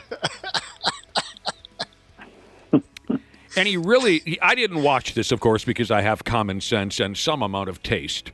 But LeBron James, in this stupid gimmick, which turned out to be an ad, he actually said this. Did we hear this in the intro? He said, "This fall, I'm going to be taking my talents to Hennessy." That's correct. That's so lame. Now, we all know that he's the NBA's all-time leading scorer. Did you know he's about to set a record by appearing in his 23rd season in the league? No one's ever hit that mark before. I guess that makes sense, but I didn't realize until you said it. Yeah. Now, some suckers who believed that he was going to be announcing his retirement tour, some folks went straight to their ticket websites and paid piles of money for the Lakers' final home game later on this season. Oh, my gosh. That's amazing. Yeah, they were thinking, okay, I better get tickets to that last home game. It still could be his last game. Well, it could. Sure. Of course it could. It still could. So Sure. You You never know. But just for the record, tickets went from $75, $80 to like $700. Whoa. Yeah. Yeah, good luck flipping that. I still think when he announces that, he's going to make it a year-long thing. Oh, of course, like they all do. What's your name again? Brad Ryder. Like they all do. Nobody just says, yeah, you know the game we just watched right there? That was my last game. They don't do that anymore because you have to, give them 6-8 months to appreciate them and say goodbye, like we covered a couple weeks ago. Yeah. It's all so self-serving, it makes me want to puke. Oh, he's retiring. Let's give him a rocking chair. Look how cute that is. Josh tells me almost every Friday, hey, look, dickhead, I might not be back. That's just because I'm a bad driver. He doesn't want any pomp plus circumstance. If it was a player you really like a Joe Mauer or something, it probably wouldn't bother you then, right? If he said, hey, just this is my last season. Doesn't that make a difference? Maybe even a significant difference? Absolutely. Because he's not a type of guy that goes out just to seek attention. And I don't think he announced his retirement way early in the season either. He was just using an example there. Yeah. I still think it's very self-serving and self-centered, but sure. Who do I love these days? Who do I like out there? Jalen Hurts. Oh, I love Jalen Hurts, yeah. Best player in the National Football League. Sure. I want him to give me like a 5-6 year heads up on that. Now, last night, I was sitting at a tavern, and I did get a little bit of Timberwolves practice basketball. They had a televised game last. Did you guys notice they had a televised practice game? Yes. Yep. Yeah, just like they do in the National Football League. Anyway, I wasn't paying very close attention, but did you guys see video of this poor bastard from the Indiana? Yeah. This poor guy from the Indiana Pacers playing last night against the Timber. Wow. He got rocked. A guard by the name of DeLon Wright took a shot to the friggin' face in the ball game. Missed right where you want to punch someone, right? To knock him out? And that's what happened. Did it not look like he got punched by a heavyweight champion? It did, yeah. It looked just like he was in a boxing match. Mm-hmm. You can see the video on 93x.com if you haven't seen it. This Wright kid was dribbling the ball near half court. Here comes Jalen Clark of the Timberwolves. Strong defender, great defender, Jalen Clark. He comes running up suddenly to double team what the hell's his name? DeLon Wright. And their faces, their heads knocked together. And it was more like the top of Clark's head hit this Wright kid perfectly in the cheekbone. I mean, just smoked him. He was out cold. He went to sleep for 30 seconds or so. The story says he was pouring blood all over the court. I did not notice that. But this kid, I hope he's doing all right. He eventually got to his feet, but I guess don't let anyone tell you they don't try a little bit during practice basketball games. Head-to-head contact. That looked painful. I dumped a headbutt on my ex-wife one night years ago. Oh, my God. I thought we were going to take her to the emergency room. I woke up in the middle of the night. I don't know why. And I, lowered myself back into bed, just like that kind of a thing, right? I had forgotten there was someone there next to me. And I laid upon her an Arn Anderson quality headbutt. Her lights went out for about a minute. Really. She was out. Dang. Were you panicked? No, it was peaceful there for a while, Brad. Why is it so quiet? Yeah. What happened? Big League Baseball playoffs last night. The Seattle Mariners are now one win away from advancing. after an 8-4 win in Detroit over the Tigers. They hit some dongs in last night's ball game, including one from the big dump truck, Cal Raleigh. Well struck ball, deep left field, and gone. Oh, great pick right there. He literally has a shirt that says "Dump Here." Oh, my word. And he got the home run on a bounce. Yeah, did you see the guy who caught Cal Raleigh's home run ball, Randy Shaver and Brad? Yes, Wright? I did. Yeah. Kind of cute, right? Perfect, yeah. He had a T-shirt on that said "Dump number 61 here," meaning 61st home run of the season. And what's so funny? Oh, I was like dumped 61. Like, is he taking 61 dumps recently or something? He's on his 62nd. Well, that's like 5 years for me, unfortunately. Oh, man. Cubby's in a tough spot. Yeah, he is. That's rough. too bad, man. He can't make it work. They're still going to need, in my opinion, Seattle's going to need to win this next game because I don't think they want to go back to Seattle and face, try to beat Scoobel for a second time. Right. Did you see I didn't see it, but somebody texted and said the guy with the Dump 61 shirt had a shirt underneath that said Dump 62. Yeah. That's hilarious. He came prepared. Yeah. He was ready for anything. So it's 2-1 Seattle in the best-of-5 series. The friggin' Yankees, they beat Toronto 9-6. Hell, they were down 6-1 in that ball game. So, that sucks. 4 games today and tonight. Mariners, Tigers, and this is in order. Starting this afternoon, Mariners, Tigers, Brewers, Cubs, Blue Jays, Yankees, and Phillies, Dodgers. Let's see. The Mariners and the Brewers and the Blue Jays, and the Dodgers can all clinch their series tonight. Yeah, there you go. Anything else from the ball games that comes to mind, Randy Shaver? Wouldn't it be great? Wouldn't it be great if every playoff series was like this? Let's not do this again. You mean 5 games? Yes. Yes. It's just so much more entertaining. Yes, we do this about every 3 months. Yeah, not many off days between games. No. Just travel It's days. so much more entertaining. Not that I don't enjoy the negativity and the complaining aspect of this conversation. I do enjoy it.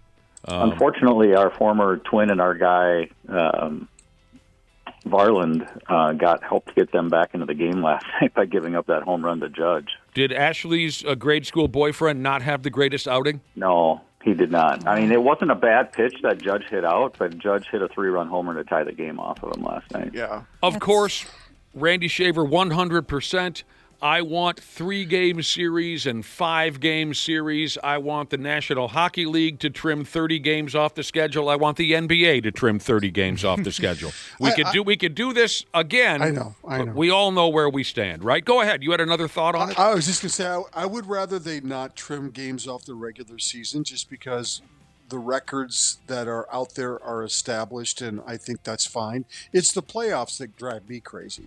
It's the 7-game playoffs in the first round that drive me crazy.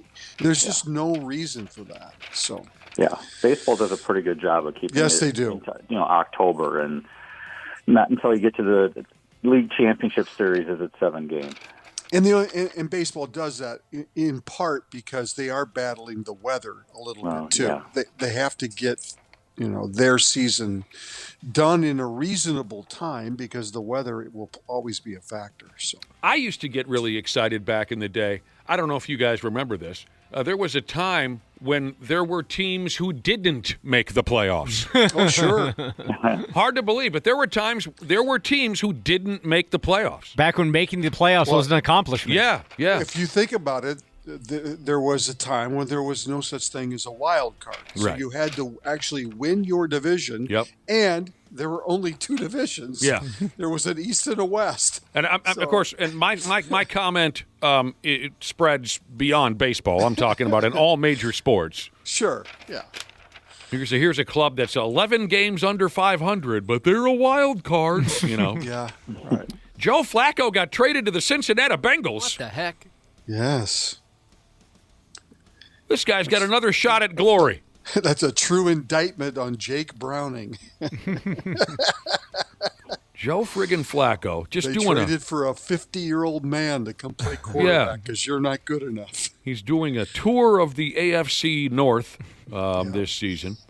traded from the Cleveland Browns to the Cincinnati Bengals. The Browns are hoping he's ready to start Sunday against the Green Bay Packers.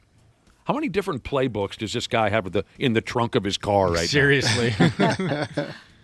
Jurassic Joe. So, yeah, this Jake Browning sucked eggs. They're bringing in Joe Flacco. Well, they're desperately trying. If they had started the season 0-2 and then Burrow got hurt, we probably wouldn't see this. But they started 2-0, and they're desperately trying to save their season. They're 2-3 right now.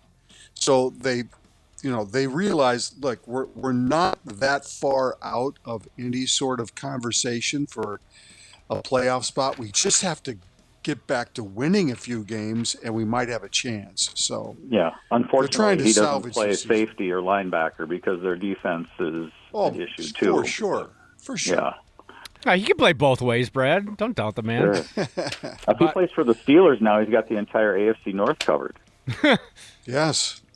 Well, plays for Baltimore. We all know there's no bumping Karen out of that spot. But That's anyway. right. They already got an old guy. Yeah. Ever since we brought up playoffs, I've had 2 or 3 text messages, and I've never understood this system. But 2 or 3 text messages have come in and said, NASCAR has the stupidest playoff system in all of sports. And I wouldn't be able to tell you a word about it. I've tried to figure it out, and I can't figure it out.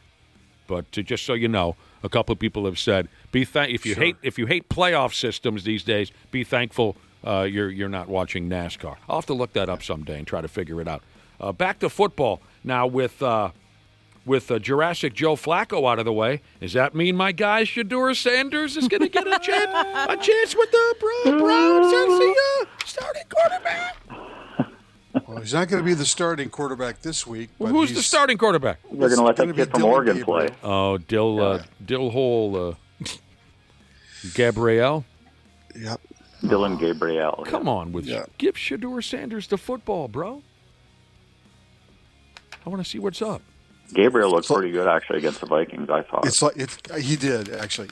It's the worst nightmare for Kevin Stefanski right now to think that Shedeur Sanders is like a heartbeat away from starting. One bad sack away from having to do that. What the hell? I wasn't on with you guys on Monday, but that had to have been some of the worst game management in the history of the NFL in that game Sunday, the end of that Vikings-Cleveland game, the way that Cleveland managed that. Oh, I don't remember a thing. Really? Okay. Well, we won't get. I apologize, Brad Ryder. I don't remember. Randy side. He knows what I'm talking about. It wasn't as bad as the finish in Arizona, but yes, it was poorly. It was poor management. Yes. Yeah, I want to see Shedeur Sanders, unhinged moron, and Dallas Cowboys owner Jared Jones has been fined $250,000 by the NFL for his obscene gesture towards fans at the Cowboys-Jets game last Sunday in New York. We talked about this yesterday. Jared dumped the finger on some Jets fans. This gets really good. I'm really excited about having this conversation. So there's videos everywhere showing Jared Jones quickly flashing his middle finger at Jets fans. Yesterday, Jared Jones was asked about this, and he called it unfortunate. And then here we go. This man is what, in his 80s? Yeah, at least. Probably. He's in his 80s, I think. And just like a lot of NFL people, he thinks the rest of us are effing stupid and will believe anything he says because he's a big shot NFL guy and we're just a bunch of nobodies. He actually goes this way with it. He said it was inadvertently done. If you want to call it accidental, you can call it accidental. He says, because we're stupid. He's everybody and we're nobody, right? He says he meant his intention was to give a thumbs up, but the middle finger was accidental. Just stop. I know. Just stop. For Christ's sake, you're really pushing that nonsense. How effing pathetic. Well, maybe as an old-timer, it's tough to have your mind reach that far down. The signals, they got mixed up somehow. Got some arthritis or something. I'd just like to hear somebody once say, you know what, the guy was an a-hole, so I gave it to him. End of story. A guy in his 80s who can't just buck up and be an adult and admit, yes, I gave the crowd the finger.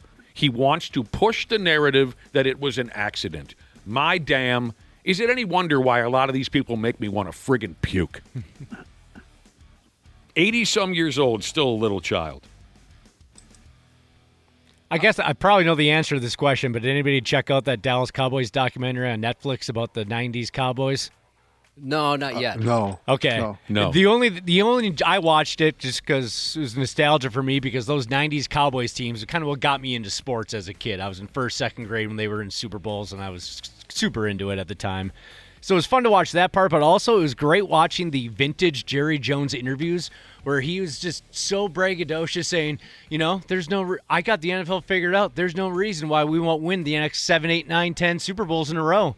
And all this, and knowing what we know now, that they haven't gotten within a sniff of the Super Bowl since, it was just hilarious to watch them just be such a douchebag. This is a new documentary? Yeah, it just came out not too long ago.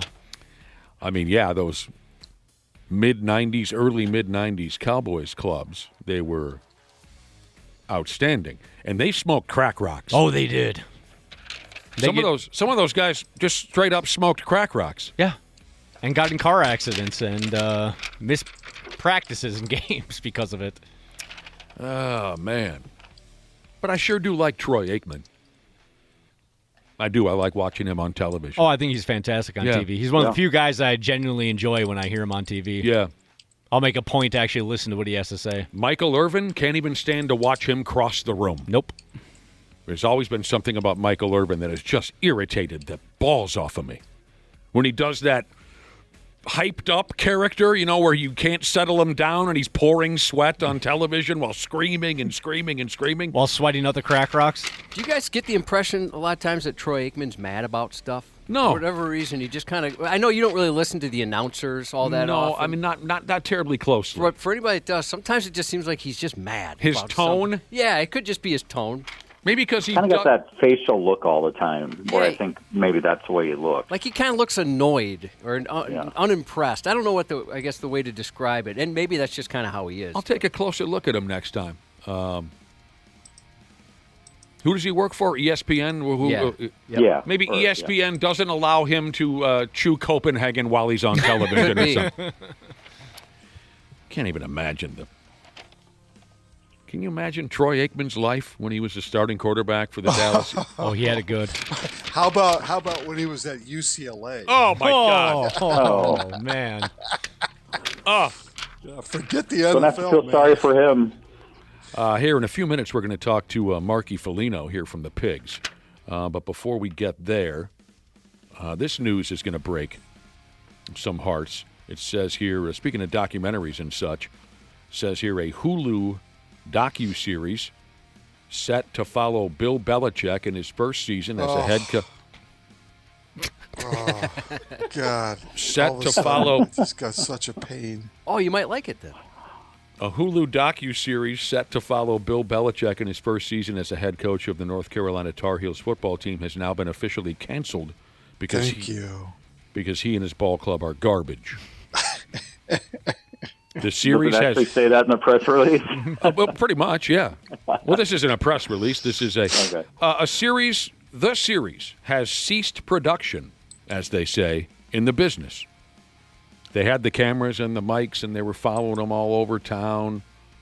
But now, after their last ball game, someone said, "Hey, look, this sucks.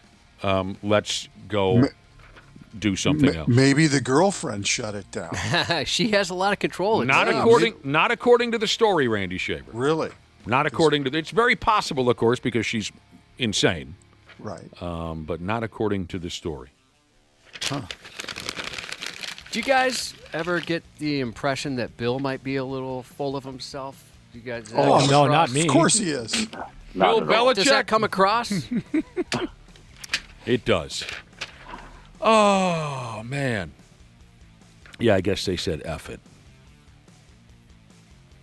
But it really has been ugly, hasn't it?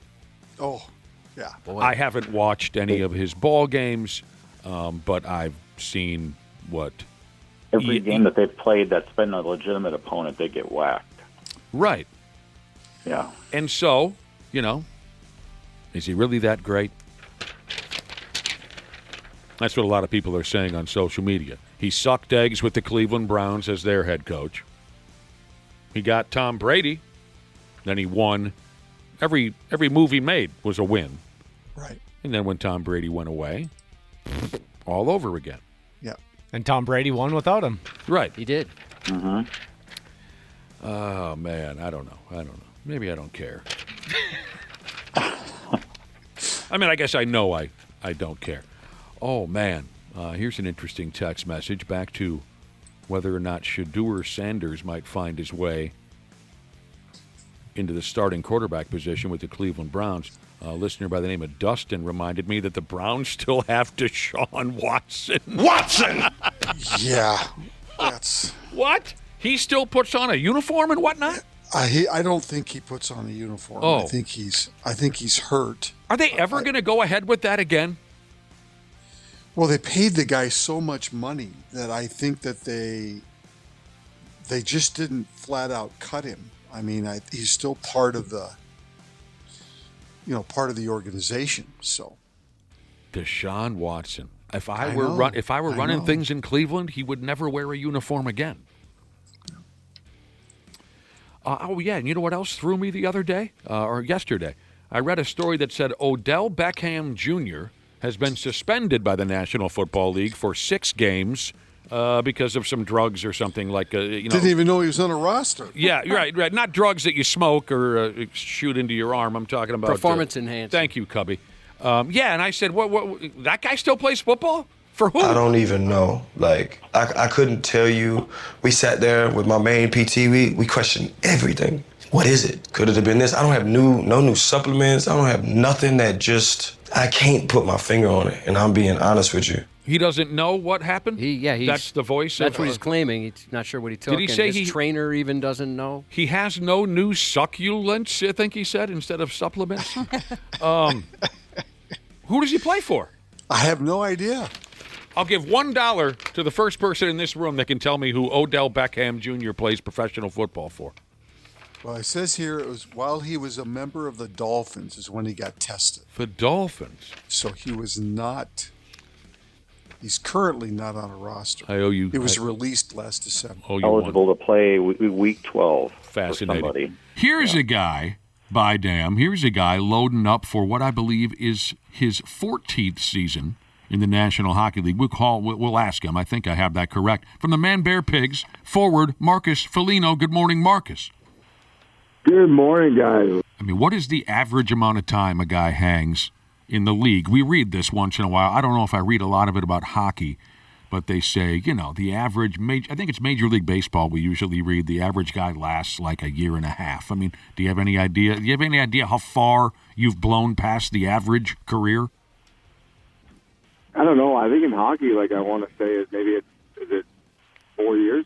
4 years? I don't know the exact. Yeah. Well, that's. I mean, I feel like it might be more than that, though. That's a hell of an accomplishment. Hell of an accomplishment for you, Marcus, and we hope that you keep going on and on and on. Tell us all about the thrills, the perils, the good, the bad, and the ugly from your off season.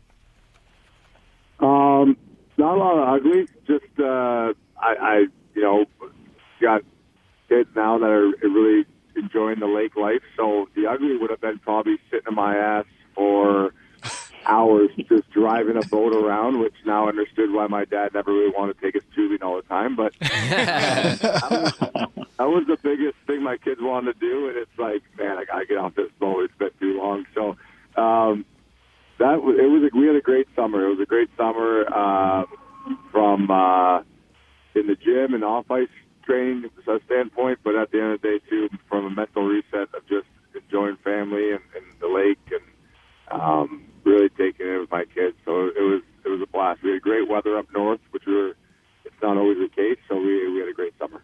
Well, due to recent contractual, goings on with the Wild, are you excited you won't be paying for dinners for the foreseeable future? Yeah, it's really nice when one guy can take over that that for a long time. We're all going to be looking to Kirill at the head of the. He should be sitting at the head of the table from now on. Usually, the person at the head of the table always pays. So, yeah, it's obviously it's exciting too. We locked up a franchise player, which was probably the biggest thing that we needed to do, and to have him here for 8 years is awesome for us, and obviously the fans too. Right, you get to watch this guy for another 8 years. It's big for everyone in Minnesota, and we hope we can win with him, and we can do it with him very, very soon. Well, Christmas is going to be awesome for you guys this year. I'm so jealous. That's what I said. I said, what am I getting? Like, what are we getting? What are you getting the guys? Usually when you sign something, you get them something nice, something expensive, the whole room. So we'll be waiting. I'll be throwing hints at him for sure that there should be something in our locker stalls come Christmas. Yeah, like a 4-wheeler or a side-by-side. Dude. Maybe a new. I mean, yeah. You see that all the time in the NFL, right? Yeah. He's getting paid like NFL players, so it looks good. Yeah, like the quarterback will buy the O-line. Everybody gets a Mercedes or something like that. Unbelievable. Tell him to forget the dinners and focus on the big gift. I think I saw like Baker Mayfield do that to his O-line when he was in Cleveland or something. It was, insane. Yeah, I mean, the first time you boys are all out at a bar together in Ottawa or some godforsaken place, the first time you boys are out at a bar and someone orders a round of beers, if Kaprizov isn't reaching into his friggin' pocket. Yeah, what if he's cheap? Yeah. Oh, I forgot my wallet in the hotel. Sorry, boys. Well, it'll just be him at the table. Everyone else will go to the bathroom when the check comes out. That's the best way to dodge a bill. Alligator arms. Marcus, we're getting a lot of texts. We're getting a lot of texts this morning. People want us to ask you to critique your brother's fight last night. Apparently, he got in a fight in the game last night. Did you happen to see that? Yeah, it was good. There was a lot of anger over the summer that was built up. I think maybe it's it was good. He did good. He's he fought another pretty good tough combatant in AJ Greer, and Nick's scary tough, sneaky tough. So I when I saw it, I was watching the game. I wasn't very nervous. My heart rate always gets pumped up when your brother fights, but I don't know. When you saw him grab the guy, you kind of knew he was going to be all right. He got pretty good shots in there, so he's like I said, he's got the longer arms that people expect, so he can catch some guys here and there. Yeah, your brother's club playing in Florida last night, right, Marcus? Yeah, they got thrown right into the fire with the Stanley Cup champs, but it was a closer game than probably people would have gave them. And we were also wanting to ask you about speaking of guys getting locked down for a stretch of time, the Russian kid is locked in now, so is your goaltender, your number one goaltender, Philippe Gustafsson. Yeah. What was this, Josh? Where did you find this information about a song that drives him crazy? This was Dana, saw it on a local podcast. Yeah, local podcast, the Bar Down Beauties. They interviewed him. They asked him, what's the one song, the arena song that, because he always hears the same types of songs at sporting events. What's the one that drove him crazy? And he said Sweet Caroline. The one I dislike hearing every game is that Sweet Caroline. I can't stand hearing to it every third period, and everyone's just singing it in the stands. It must be the worst song ever, almost. Well, maybe if we're down in a game or something, and he's letting in soft goals, I'll just go up to him and start singing Sweet Caroline in his ear, and maybe we'll piss him off. Perfect. Is there a song that irritates you that you hear at the rink all the time? Oh man. You mentioned last year you liked that Pink Pony song. That was so popular. Did I say that? I don't know if I said that. Did I say that? You did say that. Yeah. I think you actually sang it to us. You sang it as well. That's correct. You did sing. That was pretty catchy tune for. Geez, I don't know. I there's a couple songs that you just kind of just say, oh, can they please forward this one up here? Yeah. The Jumbotron, but. I'm indifferent. I think if you're winning a game and you get the whole crowd singing Sweet Caroline, it's like I don't know. I like it. I mean, I guess it depends on if it's a good night where you're up a couple goals on a team, but I could see goalies. Goalies are different. Yeah. We know that. They think different. They do. Goalies think differently. They see things differently than the rest of us. Goalies are all oddballs. There's never been a question about that. For me personally, live sporting events ruined, and it wasn't even one of my favorite songs from the get-go, but live sporting events ruined Welcome to the Jungle. I'm with you on that. I can't hear that song anymore. Effing Welcome to the Jungle, live sporting events ruined Kickstart My Heart by Motley Crue. We love the guy that works at your home rink, Marcus. He's the best. He's a very good friend of mine. I know he listens to the show a lot. So, Marcus, if there's anything you want to tell him to play, now's the time. I mean, he'll play Mr. Big and other 80s rock songs that you just don't hear. He mixes anywhere. it up. He He's mixes awesome. it up and plays deep tracks, and we like his style for it. I was just talking about him over the weekend, as a matter of fact. That guy is really, really good. And thank you, Brad. I know you've hooked us up with him in the past. Yeah. I always like what we're pushing out of the rink. It's been good. It's been like you said, it changes up. It's not just the same stuff over and over again. So I got no issues there. Yeah, dude is great at your local rink. What they call now, what the hell's the name of the rink now? Grand Casino? Grand Casino Arena. Grand Casino Arena. Yeah. All right, if you don't mind, real quick, Marcus, talking seriously about your upcoming season, as serious as we'll ever get. I mean, ESPN dumped their power rankings to begin the season, and your club it falls into the 13th spot in the preseason power rankings. And here's what they have to say directly, and we'd love your comments. ESPN says the biggest concern for your club is, can they find a way to consistently generate scoring chances and turn them into goals? Your club had the fewest scoring chances in 5-on-5 play of clubs that made the playoffs, and you also went into the playoffs last year scoring the fewest goals of any team. What are your thoughts on something like that? Yeah, I mean, I think it's something that we've been practicing a lot in training camp here, with like doing more things that create secondary chances, and I also think it kind of contributes to injuries and stuff like that we had from last year. I think maybe we started off a lot better at 5-on-5, and then it tailed off towards the end of the year when we had guys like Joel Eriksson and Kirill Kaprizov out for a long period of time who really do generate a lot of 5-on-5 balance for our team. So, I also think that we're just a very defensive structured team, which is not a bad thing. I think we're not really risking some plays as much as maybe some other teams do 5-on-5, and that will bite us in the butt. So I also see that I feel like this year there'll be a big improvement in that area. I think you're going to see more contributions from like the defensive side of it. I think you're going to see some guys, like a Zeev Buell now, who's a young kid. I think he's a very, very shifty, offensive-minded player. So when you get guys like that in your lineup, I think it's going to just create more chances 5-on-5. So I think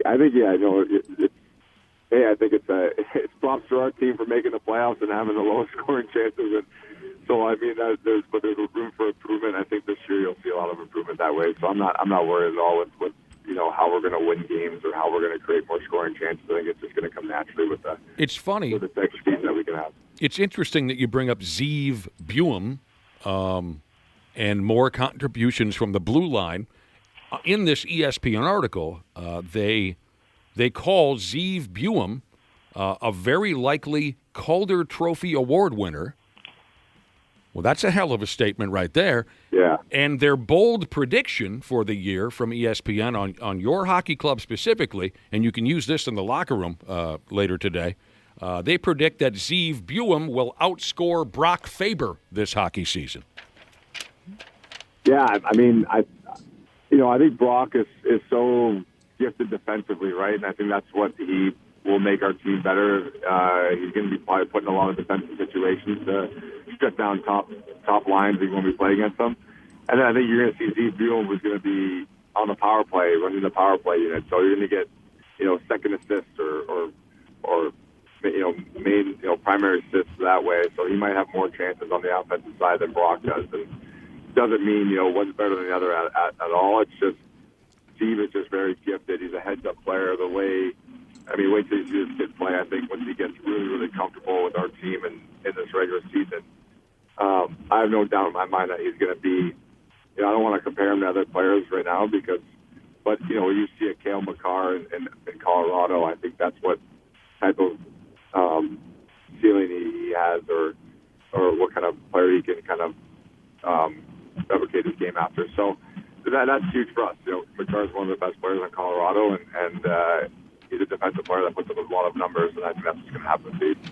Well, why don't you just go ahead and shock the world and outscore both of them? Yeah. Combined. Well, if I can get shots at the empty net, I might as well. Well, when it comes to producing more shots, is it helpful when fans remind you guys to shoot by constantly screaming shoot?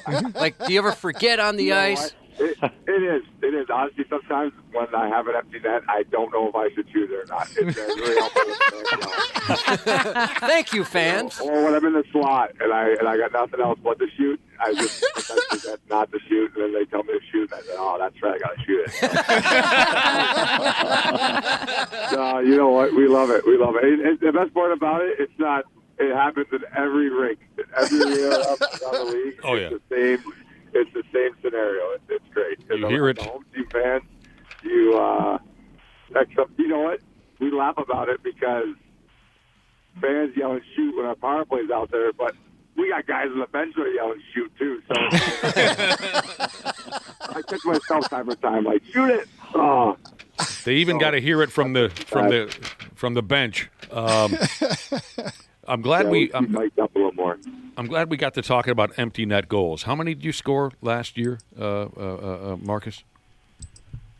I gotta say, because we had a whole conversation. You're on record pace for a while. Yeah, record pace. Yeah, I think it was me and Alex Ovechkin. So yeah, right. It was you and company. Yeah, really. Yeah. Well, hopefully, hey, I'll never say no to an empty net goal. Can we put an over/under on this? Yeah, for the season. Yeah, I wish we could. We need a gauge here. I can't remember how many. Was it 5 last year? Looks like 4 according to just a Google search. Is that how many Marcus had last year? Mm-hmm. Does that sound right to you, Marcus? Only 4? Okay. Yeah, I thought it was higher than that. 6, yeah. I'll go ahead with this. I'll say if you score more than, because you know how I feel about empty net goals. If you score more than 7 of them, we'll never allow you on this program again. I'm gonna be getting that 7th opportunity. I'm gonna dump it in. Adios, jerkwad. With that inspiration, he'll have 7 by Thanksgiving. You mean dump it into the corner is what you mean, right, Marcus? Yeah. I'm gonna shoot it out of play. Yeah, put it out of play. Put it up into the cheap seats, for Christ's sake. Because we want you coming back. I can't score on your own net. I can't stand to watch you guys with these empty net goals. Just dump it in, for Christ's sake. I don't know what's wrong with you young kids with all these. If Nick's ever coaching a team and you're on the opposing team, just don't have a goalie and you're going to win. Just got to score 1 goal. That's right. Tomorrow night's the big night, the season opener at St. Louis. I suppose you go out your first shift, you straighten somebody out right quick, Marcus, and set the tone, huh? That sounds good to me. Yep. Yeah, man. Yep. That sounds cool. Yeah. We're excited. We're excited to get it going. It's going to be a good season, and we hope we can have just as good start like we did last year. It obviously helps you down the road. So everyone's excited, ready to get to St. Louis. Thanks, brother. Half-assed morning show. 93X. You podcast listeners are smart. We say that all the time around here. Much more intelligent than your average listeners. That's why I know if you haven't already scheduled your furnace tune-up with my friends at Standard Heating and Air, you're going to do so soon. Appointments are booking up fast, so get something scheduled with Standard today. You can save $30 on a tune-up if you act fast. Keep a little walking around money in your pocket. Enjoy the show, pals, of the podcast, and schedule that tune-up today at standardheating.com. This episode is brought to you by Progressive Insurance. You chose to hit play on this podcast today. Smart choice. Progressive loves to help people make smart choices. That's why they offer a tool called Auto Quote Explorer that allows you to compare your Progressive car insurance quote with rates from other companies. So you save time on the research and can enjoy savings when you choose the best rate for you. Give it a try after this episode at Progressive.com. Progressive Casualty Insurance Company and Affiliates. Not available in all states or situations. Prices vary based on how you buy. We are the musers on the pod so far. We've discussed people we love. I didn't tell you guys. Cuban emailed. What are you wearing? Well, no, that's not.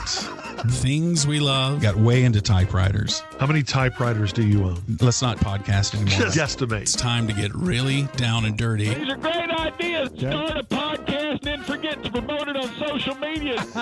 So, what is our podcast about? Yeah, whatever we feel like. The Musers, the podcast. Follow and listen on your favorite platform. FS Morning Show 93X. I'll be damned. We are doing our best to fight our way through a Wednesday. Just like the rest of you. It's 8:30. Welcome back to the 93X Half-Ass Morning Show. Fighting our way through a Wednesday. Got to pay the bills, right, Cubby? Yep, they want you to every month. I'll tell you what, I'm going to put down the bong and I'm going to take up the internet real quick. You know what folks are talking about on the internet? Godless, soulless, wildly misinformed. You know the internet. You know what folks are talking? They're talking about something that you just don't get the appeal of. Remember how Scott Evil, he just doesn't get it. Didn't get it. The internet's talking about something that you just don't get the appeal of. It's out there. It's popular. But you just don't understand the appeal. I'll start. Basing your entire personality and personal choices on your political views. That's a perfect one. You want to know what else, Josh? What? Watching other people play poker. I could see if you're someone who just wants to learn some of the strategy and things like that, being interested in that. You know what else I don't get the appeal of? What's that? Golf. You want to know what else I don't get the appeal of? Keep going. Obsession over money, meaning someone who is rich is far more interesting than someone who makes an average income. I know people where we're at a bar together and someone will walk in and you won't notice them at all. But if someone says, oh, I know that guy, that's Donnie. He made $10 million last year. Suddenly a few people that I'm with will take it. Who? Which guy? And they'll make a point of even going over and maybe starting a conversation with that person. When they didn't know that the person was rich, they had no interest when he walked by. When they found out he's rich, who? Which guy? That guy? What did he make? $10 million? Oh, doing what? I don't get. So those are four things that I don't get the appeal of. Our obsession with money, golf, watching other people play poker, and basing your entire personality and everything that drives you, basing it on your political views. I guess I've never understood going to like dance clubs and things like that, or nightclubs that are just crazy loud. And well, get up and dance with me for a minute. Let's see what how to dance. Hey, all right, back and forth. How was work this week? Right. That never appealed to me, and I understand like you're drunk and trying to get some action, but you can do that at other places too. I can understand that, or like the people that go and get bottle service. You spend all that money just on one night. I bet you Dana would go and dance his ass off back in the day. Oh, and heck yeah. Oh, and you just backwards sweat. visor, open shirt. Covered. You would sweat just like Wang at a class reunion. You're just sweating. I can tell you, like with my watching, kids, their like TikTok videos and things like that. I had to tell my son once, like, that's how they torture terrorists, right? Just these tiny little videos where there's no plot, there's no nothing, 3-4 seconds of these images over and over and over, and just various ones.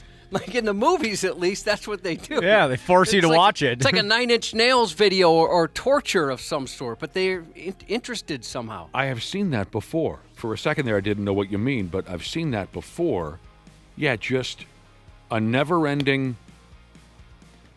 series of very short clips, just and then a cartoon, and then someone falling down the stairs, and then a dog eating a turd. By the time you understand what you're watching, it's already moved on 2-3 more things. And you're saying your son, more importantly, my godson, watches that for hours on end? Oh, they all watch that kind of stuff. My wife watches those things. Yeah, same here. I love it. What do you like about it, though?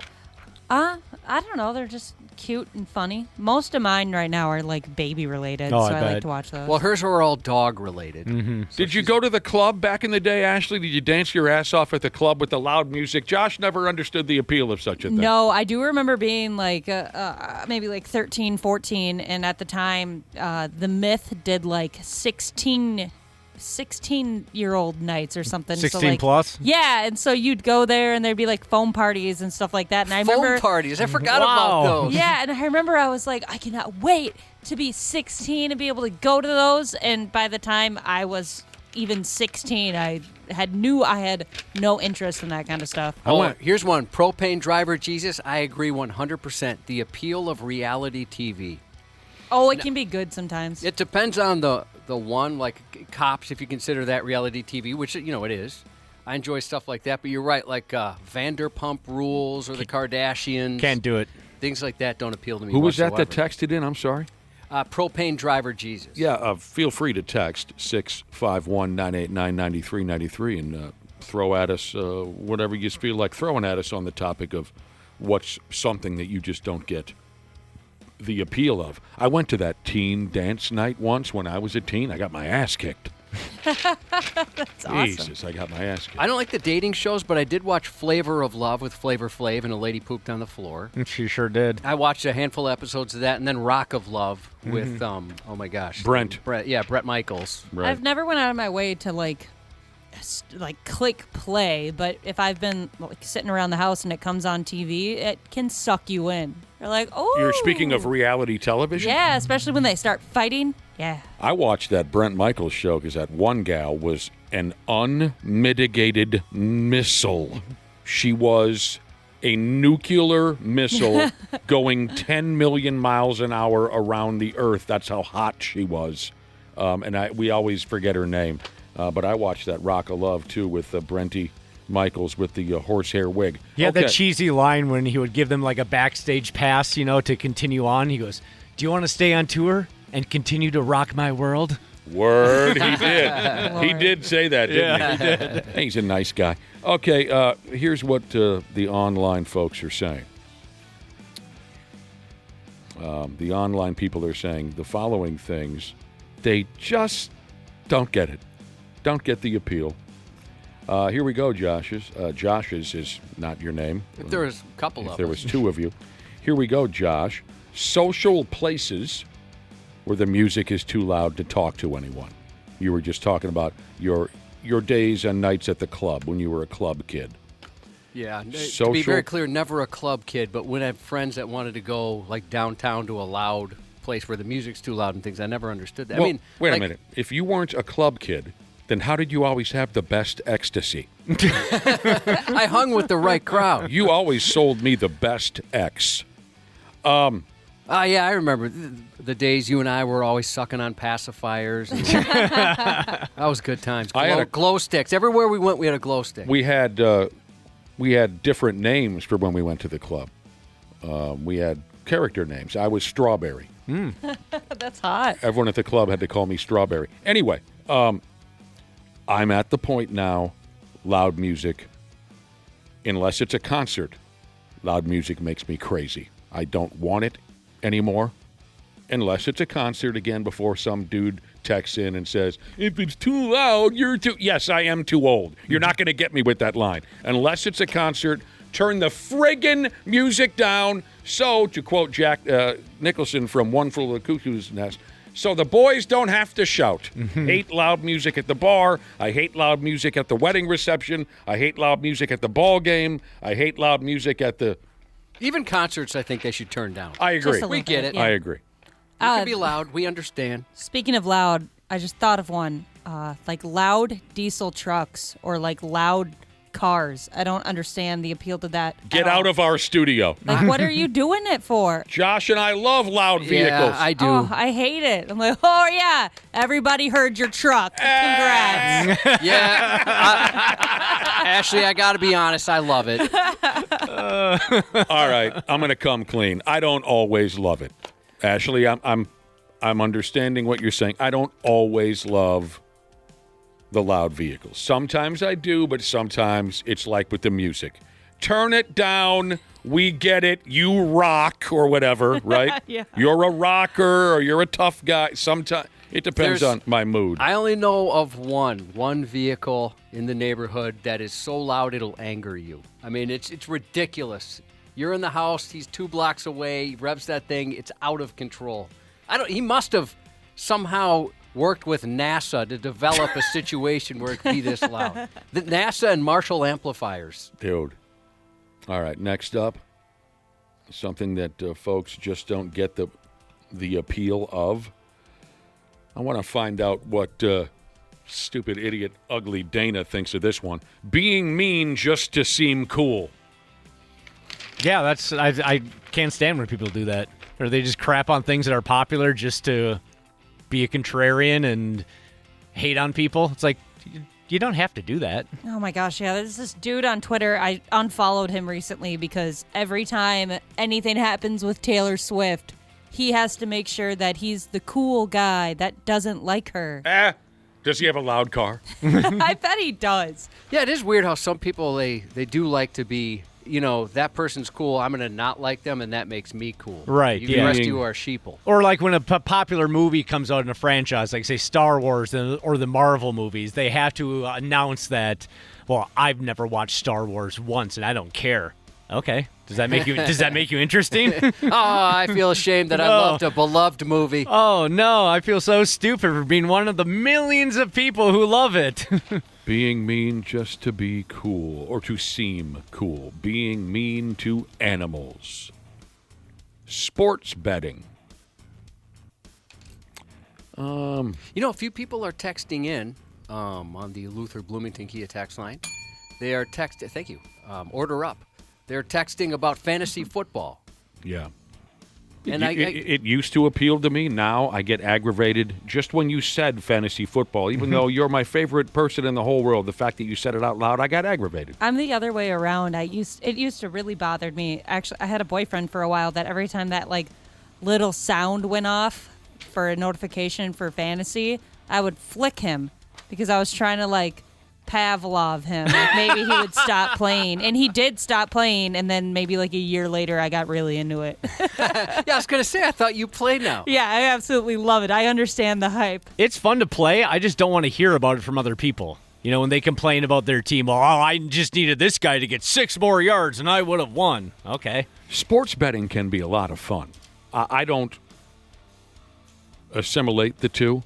Fantasy football, yes, I know your money is on the line and all that, but I don't associate fantasy football with, say, making a bet on tonight's football game. I don't. I still see the appeal of sports betting in the traditional fashion. I don't see the appeal with fantasy football anymore. How about strip clubs? Somebody said they don't see the appeal of a strip club. I've never been into it. Oh, I mean, I don't mind them, but I never someplace on purpose I said, let's go to the strip club. Yeah, it's never my idea either, Josh. For Christ's sake, I always wanted to go there. Well, you pretty much lived there for a while. I did. You had a locker there. My bro Hairdo's never been to a strip club, and he's in his 60s. And we always, for any particular reason, or just never? He just wouldn't be comfortable there. Oh, okay, so it was on purpose. And we always tease him about knocking him out and bringing him over to Rick's Cabaret, and then he wakes up, and he's going to have to like it because we drove him. Smokes your mom's pot, Jesus said. Did you guys ever do orbing? I had some friends that did orbing. What is orbing? Oh, my gosh, that just blew my mind. If that's what I think I used to see those commercials late at night. I don't know what it is. I thought it was literally these orbs that people would just roll on their body. I could be completely wrong, but I remember seeing these late night commercials, and I was like, I need one of those. I don't know orbing, yeah. What the hell that is. Worshipping a celebrity made this report on things that some folks just don't get the appeal of. Oh my goodness, we need to correct ourselves on that. We do. So many of us. Again, if you're a somebody, boy, are you interesting. If you're just a regular schmo, what am I listening to you for? That is so ass backwards. I get really turned off by people who just worship someone just because they made a record. or because they have a pile, like I established earlier, just because they've made a pile of money, just because they're a pro athlete or whatever the case may be. I think that's a sign of something wrong with you when you just completely bank your day on your favorite singer or athlete or something like that. Well, there's plenty of people that wait for somebody else to give them their opinion. You know, they're not able to have their own opinion until someone tells. I mean, go back to politics. Until somebody tells them, this is your opinion, by the way. Exactly. That's exactly where it's gone too far. So how do you feel about this weather? Oh, well, let me check and see what Britney Spears has to say about it. You know what I mean? Ha! Somebody found the commercial of the balls I was talking about. They're called like fushigi balls. Oh my gosh, I can't wait to show you guys this video. So you were correct. Orbing is No, I was wrong. Oh, so that's not orbing? I found it, and it's awesome. What's happening? So you're watching. We lost her. What are you watching a video of? Of the commercial that I was talking about that I would see late at night. They're called fushigi balls, and they're like these little balls. They're kind of like silver colored, and you just like bounce it around on your arm and like your hands. Well, does it look fun? Does it look easy to do? It looks like so much fun. You're gonna want these. All right, I'm gonna have to see this video because Ashley's lost her mind over here. You know, there's something out there. It's popular. A lot of folks are involved, but you just don't get it. You just don't get the appeal. I want to get it. You do? Everybody else seems to get it on certain things, and I want to. What have you made an effort to get, but then you still didn't get? Well, I mentioned like nightclubs and stuff like that. I tried. I made an attempt to enjoy it, and I never did. What did you wear when you went out to the nightclub? Realistically, there were some times I would dress just normally, and then a couple times sarcastically. Like we went to like one of those radio station concerts at one of those like Tropics or something like that, and all of us wore like a gold vest, no shirts on underneath, that kind of thing. Really? Yeah, just to be goofy. Like a boy band. Yeah, exactly like a boy band. And that's where I heard the term eye-effing. A guy with a cane came over to a few of us. We were just standing there, you know, while everybody else was dancing and having a good time. Mm-hmm. And he goes to one of my buddies, hey, man, why you eye-effing my friend? And none of us had heard it at that point. And I thought, what is this eye-effing? I'm not sure. He actually used a more crass word than that. But I'd never once had I heard that. Fast forward 10 years. Now it's all I can think of. Fast forward somebody staring at you a certain way. 10 years after that experience at the club, oh boy, you learned the definition of eye-effing, courtesy of Todd Bertuzzi. Oh boy, yeah, he gave us. I'm still wondering if I can press charges for that level of assault. You close your eyes and you just see it. Oh man. Hopefully, some of you remember the story. Anyway. So it's out there, it's popular, a lot of folks are dialed into it, but you just don't get the appeal. A few text messages came in from our terrific listening audience. Frisbee golf and pickleball. Pickleball, definitely. I shouldn't say I got into pickleball, but I played a bit of it just because it was kind of a fun thing to do for certain friends and family. My opinion, it was fun 3 or 4 times, and then it was one of those activities where you say to yourself, all right, I've reached my limit. I'm starting to hear about it less and less, which I appreciate. I almost never hear about it anymore. Yeah, that's wonderful. You know who new metal Jesus doesn't get the appeal of? Motley Crue. And he says, I think Wasp is better. Well, yeah, This person doesn't understand the appeal or obsession with zodiac signs. Oh, that one for sure. Dude, that's a great answer. That is a good. I mean, I used to read my horoscope back in the day. You did? did? I like doing that in the newspaper. Just for the heck of it. Or like you go to a Chinese restaurant or something and go, oh, what's going on with the year of the rabbit? But I never really took too much stock. That is a great answer. I have never even come close to understanding why that would play a role in anyone's life for longer than 10 seconds. That's a perfect answer. Or people that will change their day because of it. Their horoscope says, hey, be careful of this. And like, well, I'm not going to work or whatever it is. Excellent. There was a couple of people when, after my son was born, that were like, oh, he's a Leo. I don't know what does that Yeah. mean? Yeah. Oh, yeah, good Is he point. cool? And the people that are like, oh, that is such Aries behavior, Save that nonsense. Yeah, Save it. I'm with you on that. I've never understood that. Or I had a girlfriend once, and somebody asked her sign, and I had no idea. I gave the birthday, and she's like, "Oh, your signs don't mix." Uh-oh. How do you know all that stuff? Yeah. Here's That's something. why you guys aren't together. That's why I didn't last, Josh. Yeah, good. She was right. Here's something that everybody's doing. One of our listeners doesn't understand the appeal, though, and that is eating ass. Oh, yeah, that's not for me. I'm not kink shaming. I don't get that either. You're not shocking the battery? No. No. I am not shocking the battery. Will you grow up, Josh, and just dive face first Here's the thing. into the filthiest part of... No, I've learned I'm what's called a true eater. I've learned it, and I've embraced it. I've embraced it at this point. But I know people that won't do that act, but they'll do the previous one mentioned that Dana made a crass comment about, which I don't understand. They won't do the regular oral, but they will do the other one. Odd. Weird place to draw the line. Yeah, isn't it? They're doing the right thing. I mean, hey, good for you if you're interested. One listener says, I don't understand the appeal of cave diving. What the hell is cave diving? Spelunking? That looks terrifying. There's like this tiny little crevice. And then they go crawling through it. What are you doing? Get out of there. Yeah, that sounds horrifying. I tried to watch that documentary about that soccer team that got stuck in the cave for days on end, and I was so claustrophobic in real life that I couldn't even get within the first 20 minutes of it. I didn't watch that. Yeah. I didn't watch that. I know what you're talking about, though. I can't remember what country it was, but it was some soccer team in some other country that they went spelunking through a cave and they got stuck there for days. It was a heroic rescue, but yeah, no, I couldn't do it. Cave diving, that sounds like a good way to lose a leg. I enjoy walking through caves and stuff. Some of those tours. I think that's fun. Walking through, yes. Vacation Jesus doesn't get social media. Yeah, I've never really understood that appeal either. Yeah, we get a lot of those answers. Despite how popular it is, it's never like Dana and Ashley. You're both into it. Yeah. What do you like about it? I like watching fun videos. Honestly, it's just a way to pass time, I suppose. It's hard to explain because I grew up with it. Yeah, true. I mean, you're right. That's a good point. Maybe the number one answer in our conversation from our listening audience, the number one answer from our listeners in this conversation about something that's popular that you don't understand the appeal of, the number one answer was social media, and I love to hear that. I do. I've wanted it canceled for years.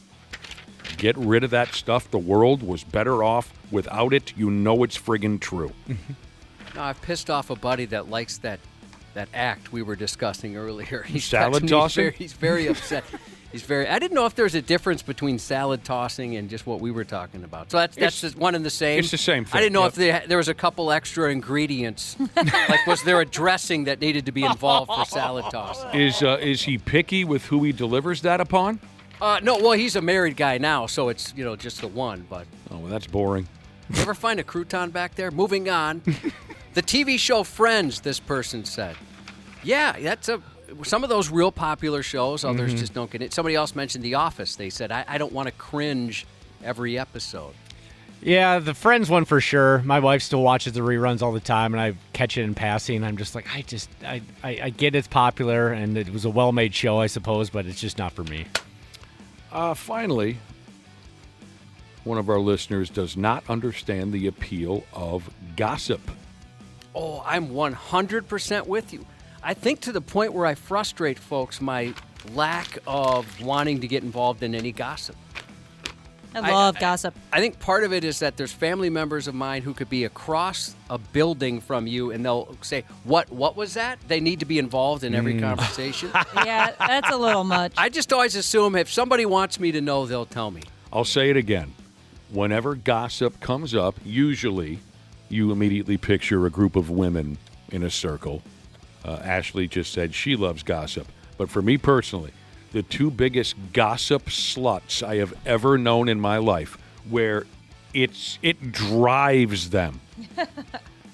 And like Josh was describing, if something's going on that they can't hear like something dramatic going on. Let's say a couple in the distance is having a spirited conversation. They perk up. What are they doing? What are they saying? Who is that? What are they talking about? The two biggest gossip whores I've ever known in my life were both dudes. It's all they do. All they do. I'm in agreement. I think one of them I'm assuming it's our mutual friend. One of them is. Always. But, it's almost like he works for some organization. He's got dirt on everybody, and I'm assuming he's right. I don't know. Like I said, I kind of tune it out. But I know someone who so much wants to know gossip. If they know you know something and you're not talking about it, I mean, they obsess. It drives them nuts. Or if they missed a part of a conversation and you're like, don't worry about it. They go crazy. They got to have all of it. You can see their brain melting down. Yep, they got to have it, or they'll curl up and die. Also making the list competitive. These are things that you just don't get the appeal of.